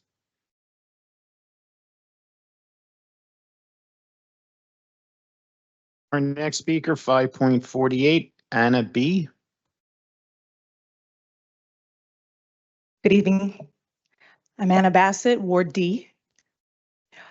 I stand before you today to continue to echo the ongoing injustice in Jersey City. My landlord, Jersey Mountain 6 LLC / Holland Management, owned and managed by Simon and/or Eluther Feldman and Zevi Stein, try to hide behind a veil of LLCs while engaging in blatant tenant harassment. This bad actor knowingly bought our rent-controlled building and immediately began the campaign into running us out of our homes. Their tactics included neglecting basic utilities, refusing rent payments to fabricate non-payment claims, deliberately eliminating building maintenance, creating unsanitary conditions, ignoring security while a series of break-ins occurred with suspicions of their involvement, threatening the elderly tenants with eviction, and resorting to intimidation tactics like planting dead fish and feces in multiple apartments. I personally had to spend over $8,000 over a period of time on Airbnbs to seek basic sanitation and safety needs while my landlord continued their abuse. Despite official, let me rewind. I share this because despite the official complaints, summonses, and even open warrants, my landlord has faced no real consequence. To paraphrase the New Jersey's Truth in Renting Manual, page 34, landlords who fail to correct violations should be taken to municipal court and fined, yet in reality, few ever are. For the entirety of their ownership of my building, my landlord has ignored violations, lied to the city, gaslit us, and manipulated inspections, all while seeking a hardship rent increase that the city may still approve. They have open warrants for repeatedly skipping court to evade Code 260-7 harassment charges and face little to no consequences for the many code and quality of life summonses that were dismissed without reinspection by the departments that administered them. And this is all while myself and other people like me sit in this year-long backlog for this failure to maintain services petition that is completely ineffective. This isn't just my building, this is systemic. My landlord has a publicly documented history of doing this to other people in other buildings. God only knows how many others are out there who remain voiceless.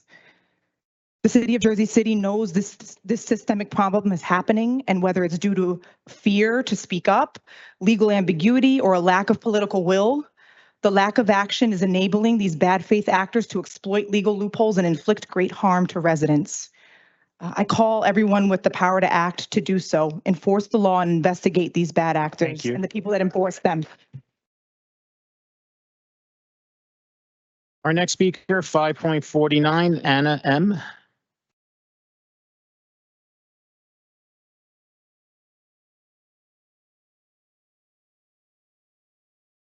Hi. How is it fair that tenants must become watchdogs while the city fails to enforce its own laws. The heat in my building went out recently. The landlord hired someone unqualified to fix it and they made it worse. The pipes leaked, dirt clogged the system, and when they finally got the heat working, it was set so high that it made us sick. My apartment hit 90 degrees and I ended up with a sinus infection. My neighbor nearly fainted and had a 30-minute nosebleed due to the extreme heat. When I texted our fake super, she claimed she couldn't adjust the heat, which is a lie. She's not even a real super, just a tenant in my building who's friends with the old building manager. When I've called the tenant landlord office for help, they've told me I could file a petition, but it would take a year for them to review it due to the backlog. That's actively discouraging.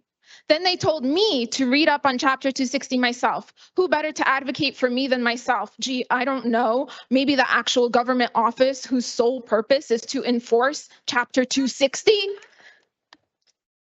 Is that such a wild leap? I'm honestly offended that Fulop is running for governor on a platform of affordable housing.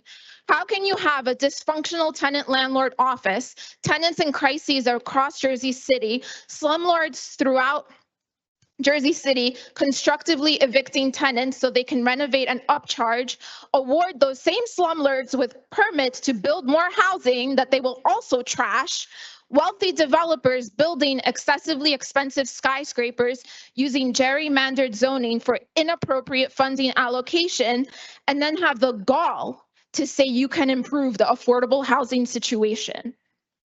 Amir Ben Yohanan of West of Hudson Properties at 150 Belmont and 35 Kensington had tenants suffering without heat for months during Code Blue. No hot water, and they currently have rats in their apartments and holes in their walls and ceilings. He has a warrant out for his arrest in East Orange due to similar building issues. Yet Jersey City, where he has more buildings and complaints, can't do the same. If East Orange can do it, why can't we? Either get real and serious about holding slumlords accountable or take a seat. Issue fines, issue warrants, create a citywide slumlord list, permanently ban these slumlords, disallow landlords to hide behind LLCs, and empower tenant landlord office to actually enforce Chapter 260 and staff it to appropriately to get it done. Thank you.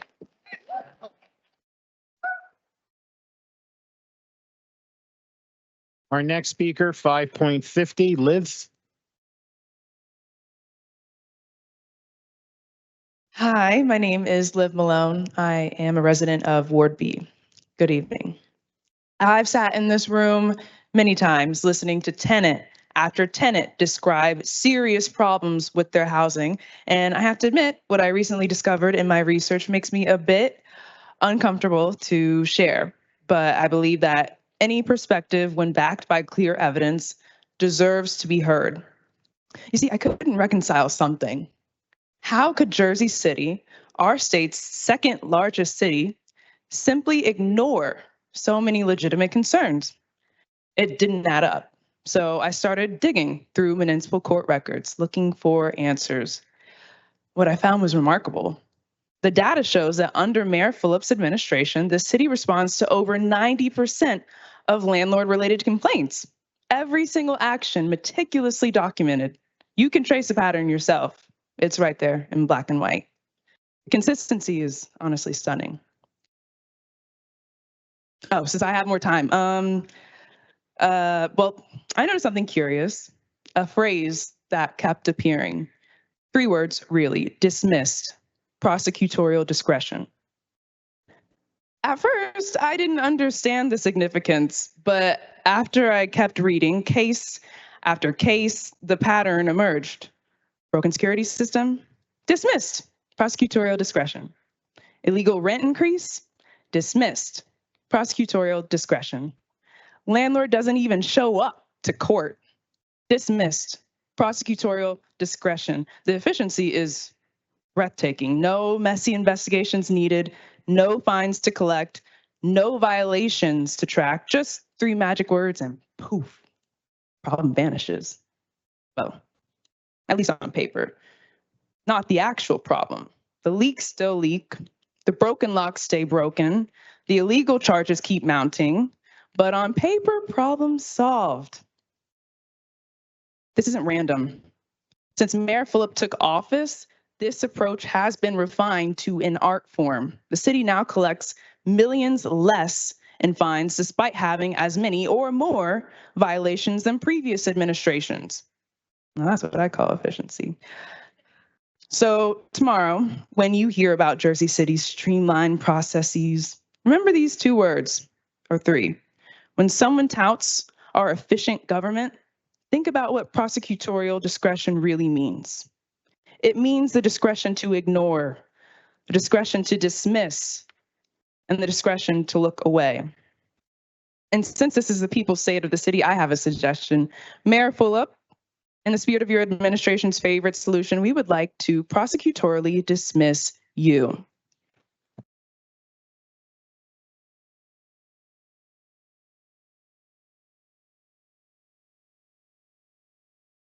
Our next speaker, 5.51, Daniel.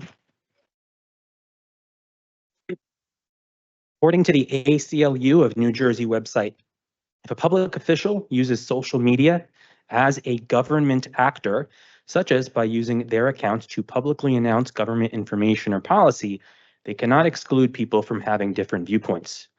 This means that they can't block users, delete specific comments, or restrict access in other ways on the basis of the viewpoints expressed. Stephen Fulop restricts comments on his Instagram posts. I can't post a comment on any of them with the exception of one post on January 20th, which was posted as a collaboration with 2 other accounts, Kimberly Wallace and the Jersey City official Instagram account. However, I cannot comment on any of Stephen Fulop's Instagram posts that he posts on his own. One such example is a post Stephen Fulop made on his Instagram on January 9th of this year. You can check it right now if you'd like, in which Fulop discusses his sustainability platform and specific policies. Comments are limited. I can't comment. Only people who Fulop chooses can comment on it. It's announcing government information and policy, and I am being excluded because comments, again, are limited to whoever Stephen Fulop wants to limit comments to. Now, to me, this is a clear violation of my First Amendment rights. Similarly, on January 14th of this year, Stephen Fulop posted his first commercial for the gubernatorial campaign on Facebook Reels. I posted a comment saying, quote, I'm not a fan of Fulop because, I'm not a fan, but respectfully, I can see the comment and people who are friends with me on Facebook can see the comment, but the general public cannot see my comment. And if any of you want to go to that Facebook reel from Stephen Fulop's account on January 14th, you will not see my comment saying I'm not a fan of Fulop. Whereas an individual named Stephen Greenberg, who posted a comment supporting Fulop, has his comment there for everyone to see. This is clearly an infringement of my First Amendment rights. I should be able to respectfully voice my concerns with his administration on a public forum. We also saw this last year at Fulop's State of the City address, where several of my tenants were told that they weren't allowed to hold signs that said enforce rent control and enforce 260 on them, being told that it was a fire hazard, which is funny because right now they don't seem to be a fire hazard, but only when Stephen Fulop is in the room that they suddenly become a fire hazard. So to the several individuals in this room who are looking to run for mayor, I really, really hope that you have more respect for our First Amendment rights than our current mayor, who doesn't seem to respect them much at all. Thank you.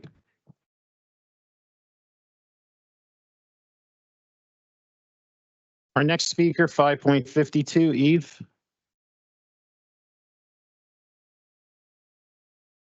State of Jersey City housing in 2025, this Jubilee year of hope, is escalating humanitarian disaster. For tenants like me, we feel only ongoing suffering, oppression, and misery. For 6 years, I've endured relentless harassment from landlord Mohammed Shahid, including assault, no heat, carbon monoxide and gas attacks, infestations, block plumbing. He's the worst of the worst. This winter, they tried to set the building on fire. Groups of his men come running into my apartment, hating at me to leave. As a result, I'm now legally disabled, suffering from vision impairment and nerve damage. I'm broke, at risk of homelessness, and have been hospitalized multiple times. Similar abuse happens every day to countless others tormented by slumlords across Jersey City. Because fire code, building code, and Chapter 260 rent price regulation have not been enforced in 6 years.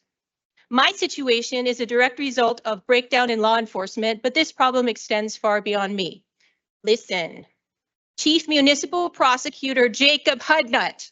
Jacob Hudnut is directly responsible for destroying approximately $26 million of unenforced fire and building code violation summons. $26 million missing out of the city budget. So why aren't you looking for it?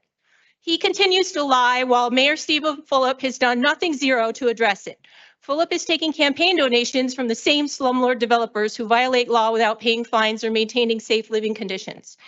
Even worse, when I speak, Stephen Fulop blocks me on Twitter. He has blocked me 4 times. His oppression of free speech will not silence my urgent truth. Our current humanitarian disaster escalates daily, with over 115 people recently displaced by fires during code blue freezing weather. Instead of being protected, we're forced to pay thousands of dollars in landlord repair costs while illegal rent price gouging goes unabated. This requires action now. Buildings cannot be unburned, and once we are homeless, there's no returning from the concentration camps of despair that Fulop and Hudnut are forcing tenants into. City Council, you are the financial police of Jersey City. You have the oversight and authority to enforce municipal housing fines, roll back illegal rent charges, and ensure that this injustice stops. It is your duty as human beings to act now. You have the power to stop this abuse, to protect tenants, and to restore justice. I don't live at Portside Towers. I live down the street from you, and we need all of you to stand with us. We need an action man today, enforcement today, accountability today. If you do not act now, we will lose everything. Stand with us.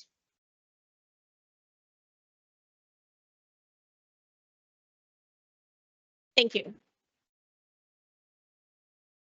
Our next speaker, 5.53, Suzanne. Our next speaker, 5.54, Brendan. Thank you. 5.55, Danilo.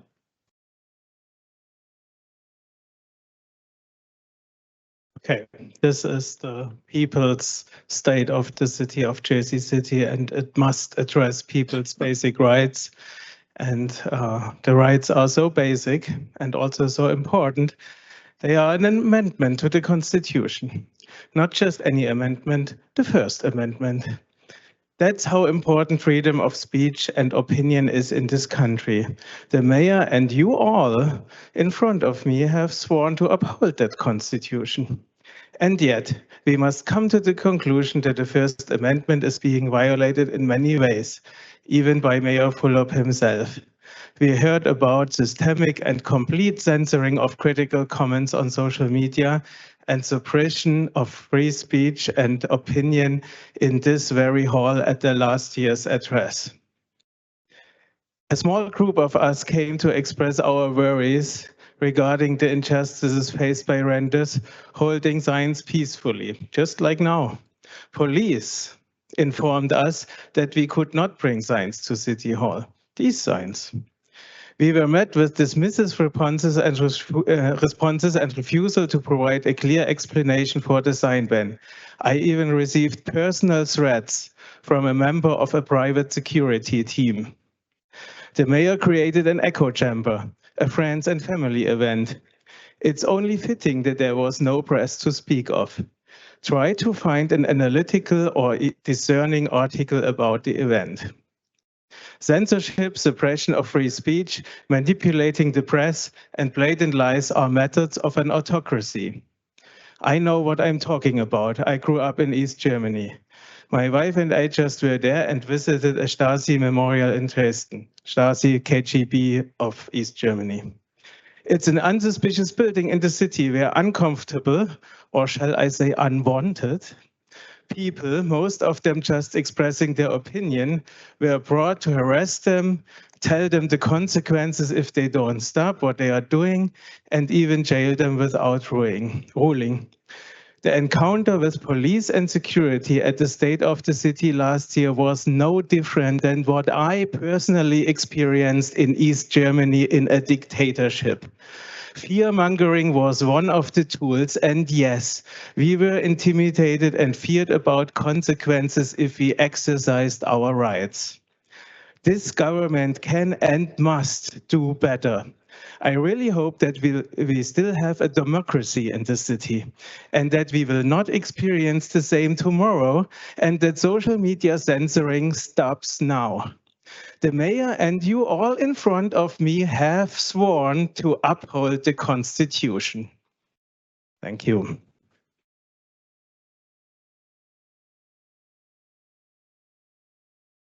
Our next speaker, 5.56, Sonia. This is an apple. Some people might tell you it's a banana. They might scream banana, banana, banana over and over and over again. They might put banana in all caps. You might even start to believe that it is a banana, but it's not.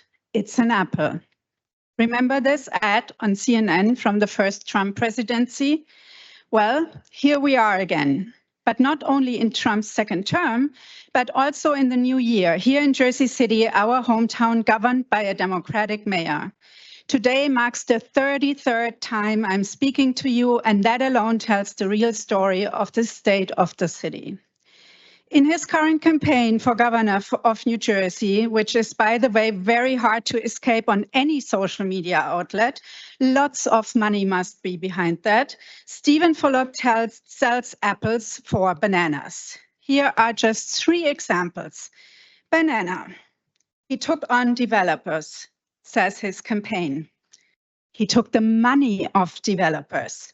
They have been financing his campaigns. They have been given some of the biggest tax breaks in the country. They have found their safe haven in which not only our mayor, but the whole city administration, except for Frank Gilmore, looks the other way when multiple laws get systematically broken over years.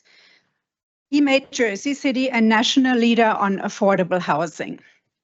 The truth is, families are being forced out of their homes in Jersey City. It has been happening under Stephen Fulop's watch, and it is still happening as we speak. The truth is that children had to leave their schools because landlords like Equity Residential choose to increase their parents' rents by 60% from one day to the other. The truth is that many of our friends are not here tonight because they couldn't afford these insane rents anymore and moved far away. The truth is also that in just this group, 4 women lost their homes entirely. Some are homeless today. Some found a roof over their heads with family and friends. Luckily, because Stephen Fulop did do nothing for them. He's on nobody's side but ours, concludes his spot. Stephen Fulop hasn't showed up for us in 3 years. We, his constituents, have been coming here every other week. We just entered the 3rd year. Stephen Fulop has not showed his face here once. Stephen Fulop has never set up a meeting with us. He has never spoken with us about our concerns. This is an apple, this is a banana, and we are the people.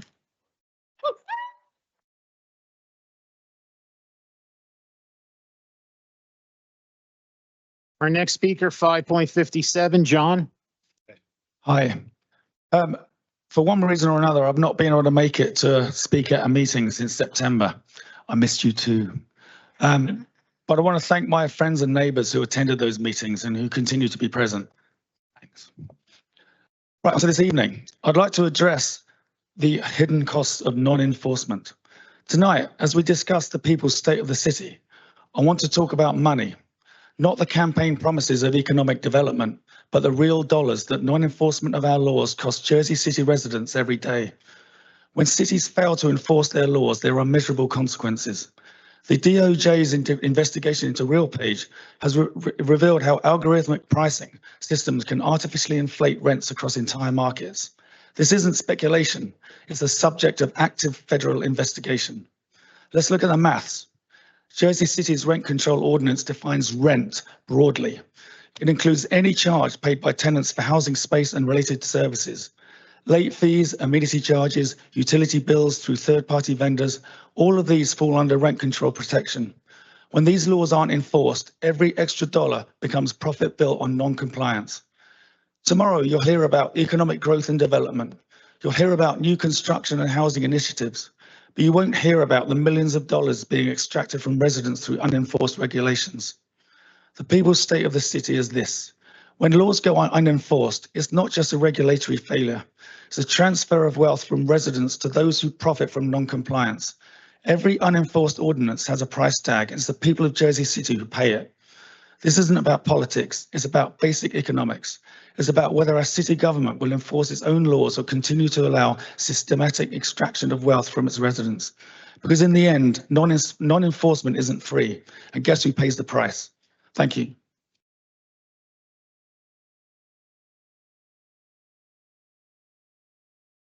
Our next speaker, 5.58, Mel.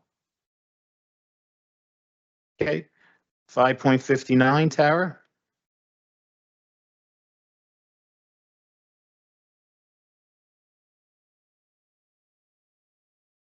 Good evening. My name is Tara Smythe, and tonight, as we discuss the people's state of the city, I want to talk about what progress really means in Jersey City. Tomorrow, you'll hear about development, about new buildings, and about economic growth.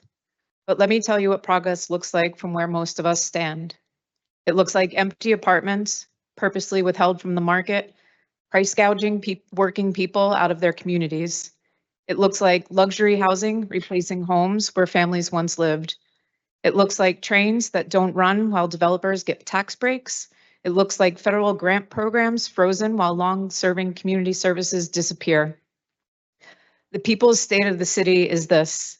We are becoming a city that builds buildings but destroys communities. A city that celebrates growth while ignoring displacement. A city that measures progress in property values instead of human lives. Tomorrow, Mayor Phillip will stand here and talk about Jersey City's transformation, but transformation for whom? When housing programs require paperwork that takes months, but the evictions happen within days, that's not progress. When rent increases happen overnight, but tenant protections take years, that's not progress. When trains don't run, but developer permits get fast-tracked, that's not progress. I had to leave my home, not because I wanted to, but because this kind of progress pushed me out. And I'm not alone. Across this city, working people, families, and longtime residents are being told that progress means they can't afford to stay in their own communities. The true state of the city isn't found in development statistics or property values. It's found in the lives of people who make this city work. The teachers, nurses, service workers, and countless others who keep Jersey City running, but can no longer afford to live here.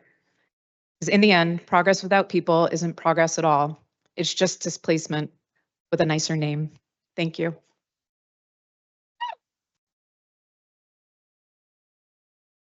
Our next speaker, 5.60, Michelle. Tonight, you have heard the truth from the residents of Jersey City, not filtered through political spin, not softened to fit a campaign slogan, but the raw, unvarnished reality of what it means to live in a city where enforcement of the law depends not on what's right, but on who profits. And time again, when we speak the truth, we are silenced or dismissed. Why? Because this city's mayor has chosen to align himself not with the people, but with those who extract wealth from our homes, break our laws, and use their profits to protect themselves, not from consequences, but from justice. This is not governance. This is what some might call an enterprise. A network where multiple parties benefit from unlawful activity, some by design, some by complicity, all connected by a system built to shield them from accountability. It's the same scheme we see at the national level with the Real Page, the same playbook where real estate investors use software middlemen to coordinate rent prices in ways that would be illegal if done directly. They think they found a loophole, but the Department of Justice and state attorneys general have seen through this, and so do we, because what's happening in Jersey City is no different. when campaigns are funded by money extracted through illegal rents, money that should never have been taken in the first place, those campaigns are financed by theft. Our money taken from our homes and used as leverage to ensure our cries for help are met with silence.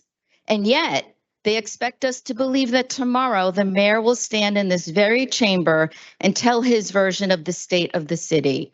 Unless it includes an apology and a resignation, it will ring as hollow as every year before it, because the state of the city is not what they say it is.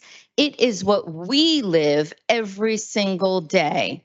The people's state of the city is not just a reflection of our challenges. It is a demand for accountability.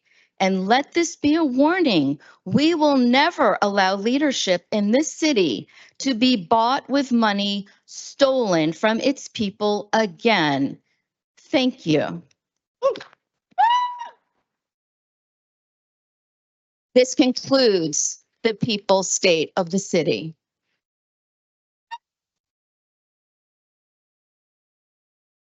Our next speaker, 5.61, Eric.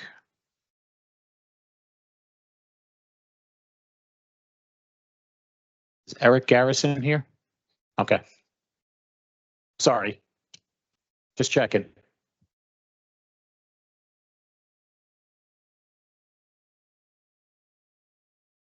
Good evening, City Council members. But that's a hard act to fill. I was there, and it's hard. Tonight, I want to talk to you about the senior citizen building I live in, 259 Van Nostrand. The elevator's not very dependable, to the point where I don't even trust it anymore, and I take the Stairmaster. We do have 4 levels, and there are senior citizens that have walkers, and some of them can't even walk. They're like penguins, they waddle. I talked to the mechanic one day when they were working on it. He said they need pistons, and it costs about $200,000. And you might be aware there was a building in Jersey City that was a similar situation, and the elevator was down for 2 years. Good luck with that. Anyway, I'm hoping that we don't have to wait that long for the disaster hits. One more thing I want to talk to you about.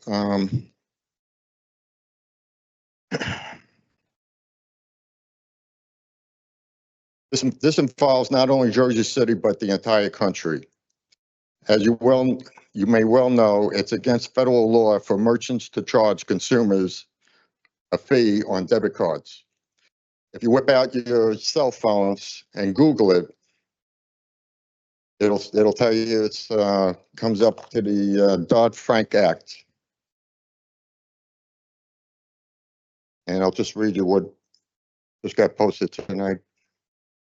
It says, no, merchants in the United States are not allowed to charge fees on debit cards. This includes prepaid debit cards. And there's an explanation. Major card issuers like Visas and MasterCard prohibit surcharges on debit card transactions. Also, surcharging debit cards is illegal in all 50 states. So I think we need to have somebody to look into this, do some policing. By the way, if you want to get a refund, you have to ask the credit card company that's located on your debit card. Thank you.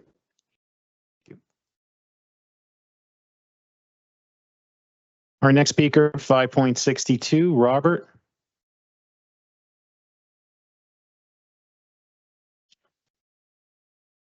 Evening, Robert Iezzi, a proud citizen of Jersey City for a number of years, born in Margaret Hague back in 1937. Do your math. I'm here because of a situation that's developing in the Heights. Franklin Street and Central Avenue installed a new bike lane. I was there the day they installed it. I watched them install it only because I owned a business right there. for 63 years on Franklin and Central. I questioned what they were doing, and they said, well, the city engineer sent us here, and this is what we're doing. I said, but doesn't make sense. They said, well, we got the paperwork, and they put the tape on the street. They wrote over here, don't make a left turn, don't make a right turn. So now we have the Stop and Shop supermarket right there. Now their entrance is on Central Avenue. Their exit is on Franklin Street. I was there when they built that building in 1963. Stop and Shop put the entrance on Central Avenue. They realized this was a hazard because people coming right off from their car, right into the front door on Central Avenue was a real serious problem. People with shopping carts. Immediately, the engineers made a mistake, and they agreed that it was a mistake. They turned the building around, and they put the entrance in the parking lot. And they gave up a lot of exposure because of that. We have the same situation. The way that situation is developed, it's a bike lane.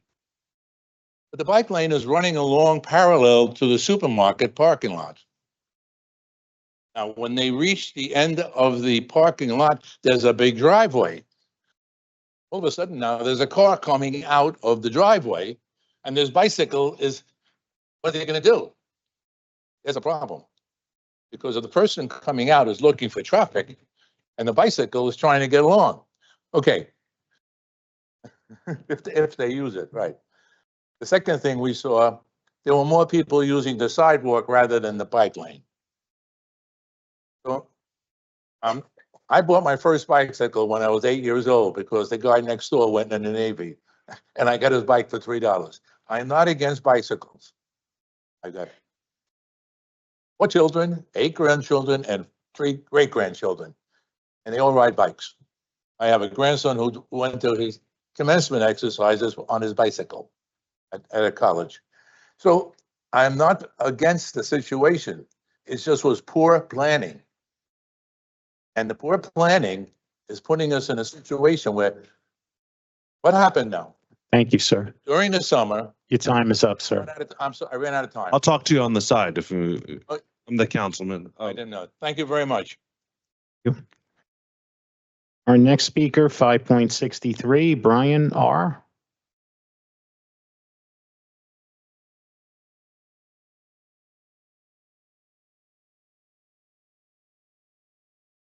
Good evening. My name is Brian Riggio. I'm a Ward C resident and trustee of Bike JC. I'm speaking on behalf of Bike JC in support of the original plan for the Heights Protected Bike Lane. The project, as originally planned, involved turning Franklin Street and Manhattan Avenue into one-way streets for cars to create a two-way protected bike lane from Palisade to Tunnelly while preserving parking. This corridor aligns with the city's bicycle master plan and was selected due to the repeated crashes along it. The revised plan, which was put forth by Councilman Saleh at the end of the last city council meeting, goes partway by implementing the original plan on Franklin Street, but reduces Manhattan to sharrows or shared lane markings, which are not protected and which studies have actually shown could be less safe for inexperienced riders than having nothing at all, effectively removing this street from the protected bike lane plan. This effectively reduces the original project scope by about 2/3. The purpose of the $670,000 NJDOT Bikeways grant that Jersey City received is to create new miles of protected bike lanes. Unprotected bike lanes and sharrows are not allowable costs under the Bikeways grant program requirements. Since the revised plan significantly alters the original proposal, we feel the reduction in scope puts the entire project at risk of being denied the original funding by the state. Furthermore, we worry that there may not be sufficient time remaining for approval before the already extended deadline expires in June. In this uncertain political climate, when we're seeing funding frozen or stripped away entirely, we feel it's important to put grant funds to use as soon as possible. Therefore, we cannot support this modified plan and instead urge the city to move forward with the original plan designed by our expert infrastructure team, tested via a successful pilot program, and widely supported by the community. Thank you. Our next speaker, 5.64, Jean. My name is Jean Daly, and there is tons I'd like to talk about, but we don't have a lot of time. One thing that's disappointing is when you see council members who take off during the meetings, during the public speaking. That tells me you don't care, which means if you are running for re-election or a different election, that means you're going to be an absentee mayor or an absentee council person. That is not a good standard to set. Several things I'd like to address, as I mentioned, but I can't get to them all. I would like to speak to this. There is a statement, actually an article that was printed in a publication online about Councilperson Ridley and Councilperson Rivera stating that they were going to put a new firehouse on Communipaw, on 2 lots in Communipaw. For the public to know, these lots are under litigation, currently in litigation. So anyone who states that is clearly not minding their duty and what they should be doing, especially since both of them sit on the JCRA. That is an embarrassment. And I ask that they retract that. The reason why there's a litigation here is because those sites were designated as affordable housing. You chose a minority developer who had proven that she and her group can build affordable housing. They built affordable apartments. The next step on their rung was to get affordable home ownership for their community. We don't have affordable condominiums.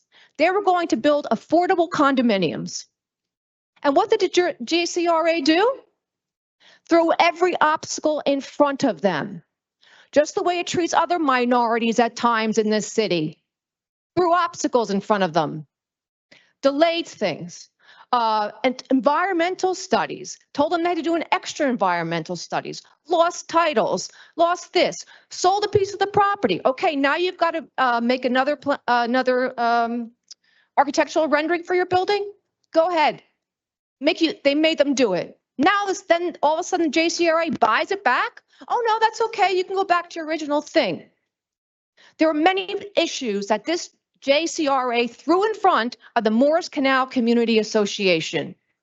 It is appalling that out of nowhere suddenly, and I believe it has to do with a riff and a little vengeful tactic that Fulop has against June Jones. We should all be proud of June Jones and what she has done. So what happens? Out of nowhere, June Jones's group gets de-designated as a developer of record from those lots. Shame on you, and shame on anyone who says that they're going to put the firehouse on that. Thank you. Our next speaker, 5.65. Sean, can I say something real quick? Because I just don't want the public to be confused, because that's the second time today that the council has heard that we're building a firehouse on Communipaw Avenue. And it's a good time to give the public an update so that nobody is confused. I never said we were building a firehouse and on any lots on Communipaw Avenue. What the suggestion is to move the temporary fire setup from 1 and 9 and put the temporary fire setup onto Communipaw Avenue in the 2 lots that JCRA owns. Additionally, as was stated in the article, we had a meeting on Monday. In that meeting, I also suggested another location. And currently, the city is looking at 3 different locations within a block of there where we can possibly put the structure. So nothing is confirmed, and nothing concrete was proposed to go there. We're not building a new firehouse, because I know people had questions about firehouses on Grand Street and additional things. So I just want to be clear. We're not building any permanent structures there, and we don't even know if we're using that lot. So I just want everybody to understand what we're stating. People may not know the history or may not be familiar with the setup that's currently at 1 and 9 and SIP, but those are all temporary structures. It is not a new firehouse going on any land. So I just want to make sure that that's clear for everyone. And I don't know if Peter wants to add anything. Yeah, Councilor, just to add to that, in response to the ongoing issue we have at Holiday Street and renovations there, as well as several other firehouses in the area that may need future renovations or upgrades, the plan was to find areas within that immediate area that we could potentially house temporary structures. These structures are tents that, you know, keep the fire trucks out of the elements, as well as temporary trailers for the firefighters to be in. Nothing's permanent. Everything can be moved, you know, pretty quickly. Usually it takes like less than a month to set everything up and break everything down. So it'd just be a temporary location in that immediate area to address the ongoing concerns of, you know, response times and everything of that nature, as well as any future firehouses that we may have to put upgrades to or renovations to. Please don't shout out. Okay, our next speaker, 5.65, Dania. Anya Garcia. Anya, sorry. I'm born and raised in Ward F, in the old Ward F. I recognize only that Ward F. 408-420 Communipaw Avenue is what I'm here to talk about. I've been part of the group. I know June Jones a very long time. I'm born and raised. I'm educated at Stevens Institute of Technology. I have a civil engineering degree. I'm 25 years in as a construction professional. If we are planning to do a firehouse in that area, we should start talking about it now, because planning something like this takes a lot of money, planning and time. And we should not be looking at any temporary anything. You should start talking about doing something permanent. If you do want, now that you clarify that you're not going to look at this particular property for building a firehouse, then you should look at 125 Monitor Street, which is the property that's an eyesore from the turnpike for the last 100 years. We could take a look at this property, 125, who's been abandoned with graffiti for many years. And you could park the fire trucks there, clean up that lot, which we've been looking at this for years and nothing has been done.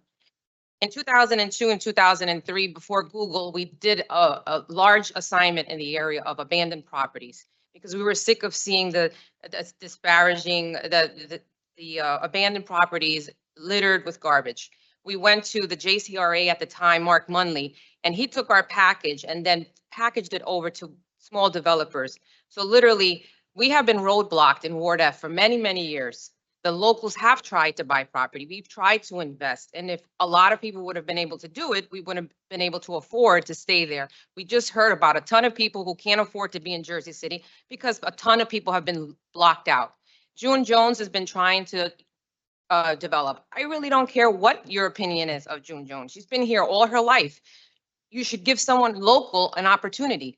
Very few locals have gotten an opportunity in this area to develop. You have tons of people coming from outside. On top of that, when you build a firehouse, you're going to hire everybody out from outside of Jersey City, and you won't hire any local contractors either. So it's a losing battle in Jersey City at every turn.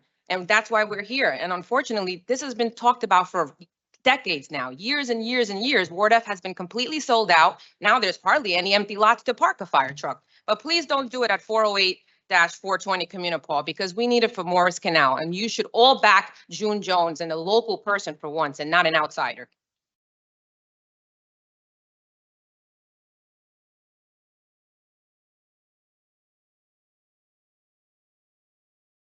I'm sorry, Tony, hold on one second.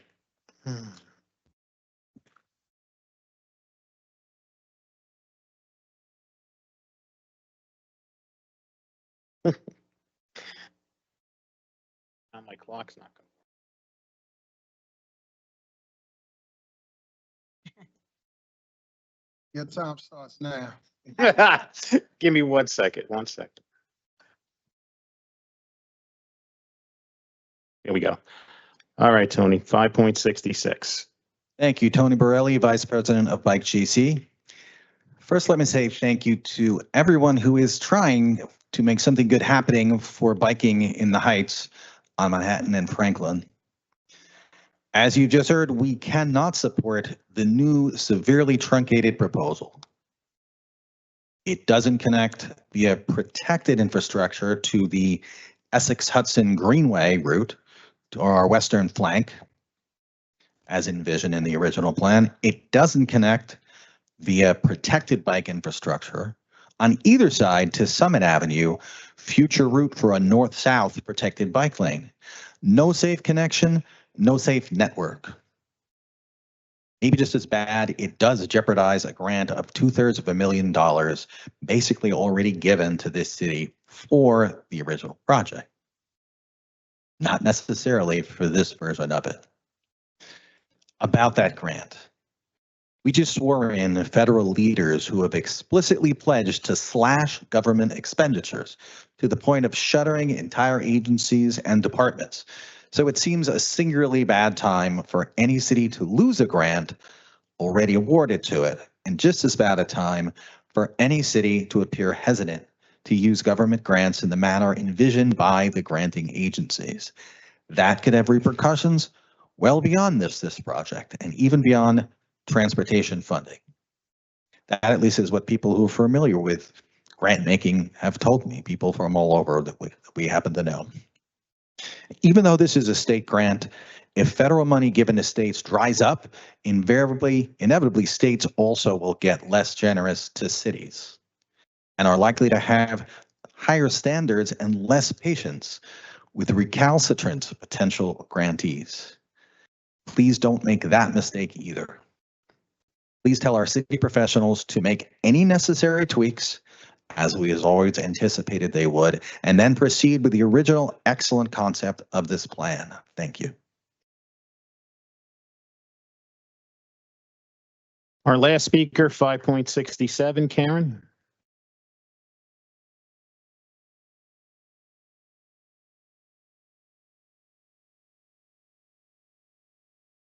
Good evening. My name is Karin Van Oppen.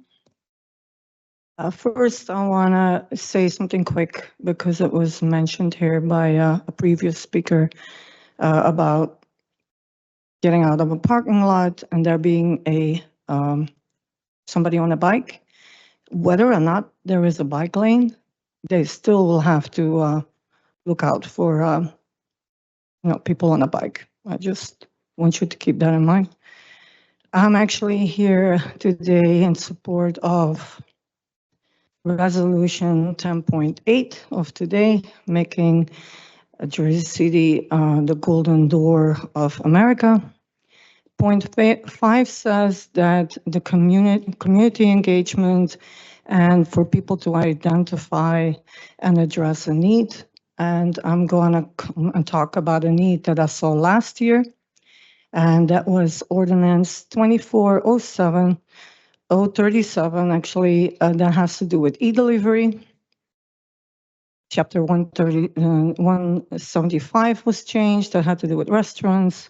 And there was a change to chapter 242, which put demands on what was called commercial bicycles, to us better known as e-bike delivery people. And the main issue I have with this is not only do they need to do a safety course that nobody else needs to do that's on a bicycle, but they need to have a certificate of completion on them. And it has to be able to be displayed. Their name is on it and a unique confirmation number of having done this particular course. And I told you then this was last May, it would target a specific immigration group because we all know that the majority of the people doing that work are immigrants and recent immigrants at that, asylum seekers, refugees, a lot of them. So I'm here again, I'm like, I don't think I was a visionary to see that we could get in trouble again. As we are standing here today, what could happen 8 years ago could happen again, and it did. So please look into that. Please change that ordinance because a resolution is a resolution, but an ordinance is a law. So please change that so these people don't have something else to be afraid of. I mean, if you really want to do something, that's an in-house thing you can take care of. Thank you very much for listening. Okay, that will conclude our public speakers. All right, council members, on to petitions and communications. Any questions or comments on items 6.1 through 6.32? Hearing none, there are no officer communications. Any questions or comments on reported directors 8.1 through 8.4? Hearing none, we are going right to our claims and addendums number 1 and number 2. So council members, I'm going to take a vote on claims and addendums number 1 and number 2. Councilperson Ridley. Aye. Councilperson Prinzary. Aye. Councilperson Bargiano. Councilperson Saleh. Aye. Councilperson Solomon. Aye. Councilperson Gilmore. Aye. And Council President Waterman. Aye. Claims and addendums number 1 and 2 are approved 7-0 with council members DeGise and Rivera absent. On to our resolutions. Council members will be taking a vote on items 10.1 through 10.13 with the exception of 6, 8, and 9, which were approved earlier. Councilperson Ridley. Aye. Councilperson Prinzary. Aye for all. Councilperson Bargiano. Councilperson Saleh. Aye for all. Councilperson Solomon. Aye. Councilperson Gilmore. Aye. And Council President Waterman. Items 10.1 through 10.13 are approved 7-0 with council members DeGise and Rivera absent. On to our next set of resolutions, items 10.14. I apologize, Sean. Sorry, Apologies. Can I just change my vote on 10-1 to a no? to change your vote My apologies. on 10.1 to a no. Correct. Thank you. 10.1. Sean, you wanted the 13, right? Yeah, he's up to 13. I went from 10.1 to 10.13 with the exception of 6, 8, and 9, which were approved earlier. Keeping your vote? Hey, Rich, which one was the, 1047. 47? Yeah. Oh, okay. Yeah. So item 10.1 is approved 6-1 with Councilperson Solomon voting no and council members DeGise and Rivera absent. Right. Items 10.14 through 10.24. That's 10.14 to 10.24. Councilperson Ridley. Aye. Councilperson Prinzary. Aye for all. Councilperson Bargiano. Second. Okay, I for all. Councilperson Saleh. Aye for all. Councilperson Solomon. Aye. Councilperson Gilmore. Aye. And Council President Waterman. Items 10.14 through 10.24 are approved 7-0 with council members DeGise and Rivera absent. On to our next set of resolutions, items 10.25 through 10.35. 10.25 through 10.35. Councilperson Ridley. Aye. Councilperson Prinzary. Aye for all. Councilperson Bargiano. I for all. Councilperson Saleh. Aye for all. Councilperson Solomon. Aye. Councilperson Gilmore. Aye. And Council President Waterman. Aye. Items 10.25 through 10.35 are approved 7-0 with council members DeGise and Rivera absent. On to our balance of our resolutions, which are items 10.36 through 10.48. Sean, With the, just let me finish, with the exception of 10.43, which was approved earlier. Go ahead, Councilperson Bargiano. all right, I'm asking that 10.47 be delayed. There are no blueprints provided the other night, no specs, no invoice or itemization of anything being spent on. And, we're talking about $40 million and then any financial analysis of how the city will pay for it, the balloon repayment, this has to be, they have to sit down, they have to explain this whole thing to us. It has to be explained properly. I've listened to a few of the police officers and other people, and they say it's a little bit out of hand. And $40 million, it's got to be delayed. I'm asking the council to delay it, and we somehow either have a special meeting or they have to come along and give us all the details exactly.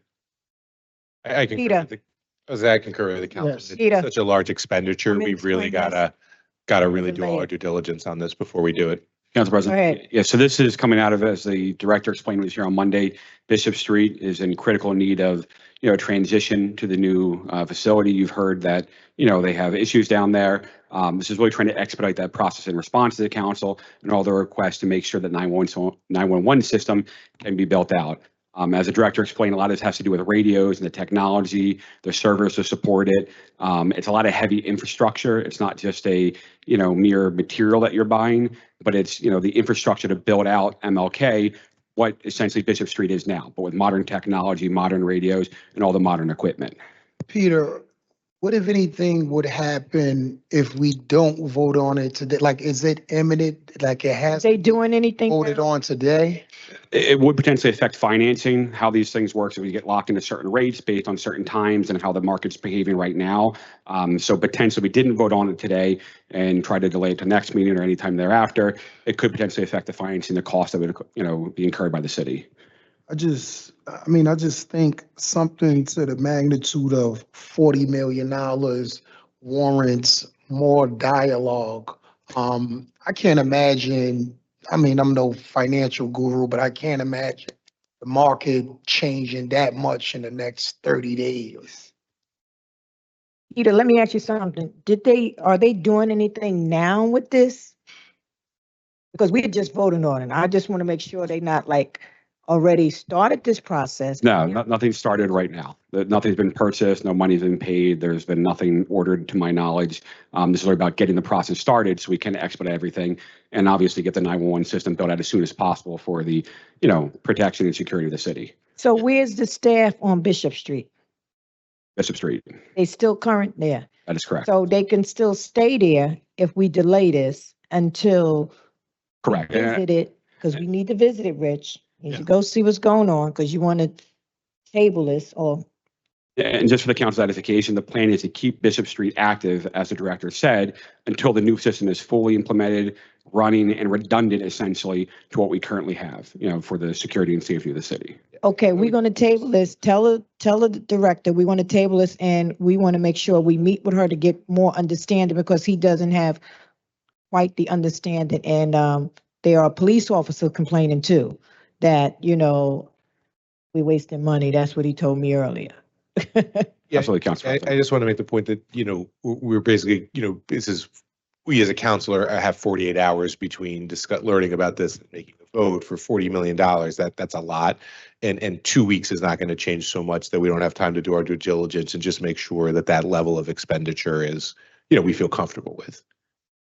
I also want to have itemized budget Yes. and the different stages of that budget, what we're expending, like a schedule of expenditures that we're looking to make. And We don't need that. Absolutely. And what I recommend to Councilman, sorry to cut you off, but if there's any questions to addition you want to lay it out for us, I'm more than happy to take your questions, me and the VA, and we'll forward them to the Public Safety Director and make sure Director Baker and the rest of them provide those answers to you. They email was working. Please, Councilman, so I'll get back. Does it have to be 5 years? Like, Discuss it. We're going to table it, so we Right. don't need to, So, go ahead. so when we don't table resolutions, we would have to make a motion to withdraw. Draw. So the motion, I'm assuming, would be made by Councilperson Baggiano, Yes. Second. seconded by Councilperson Gilmore.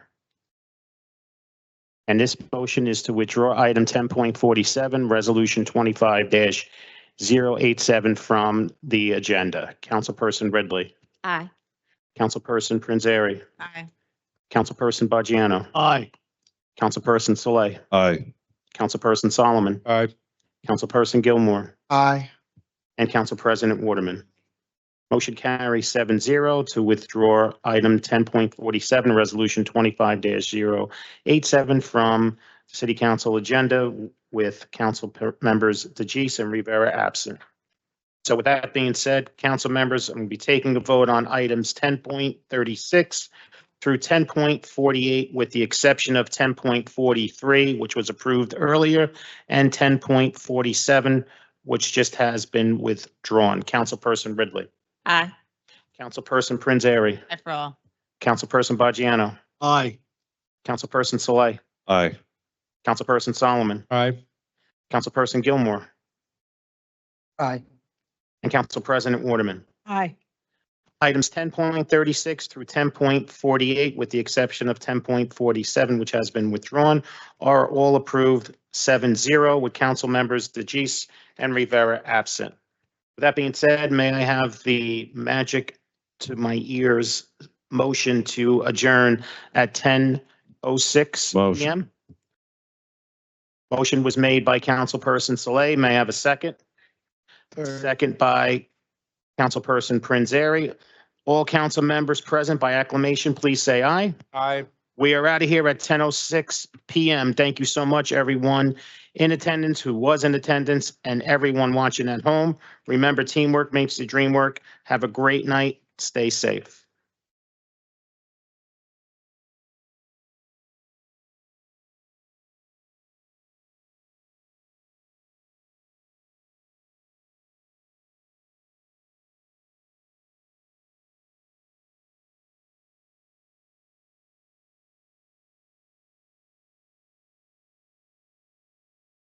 Hey, you wanted me to get the job, and I'm like, it's like never, like.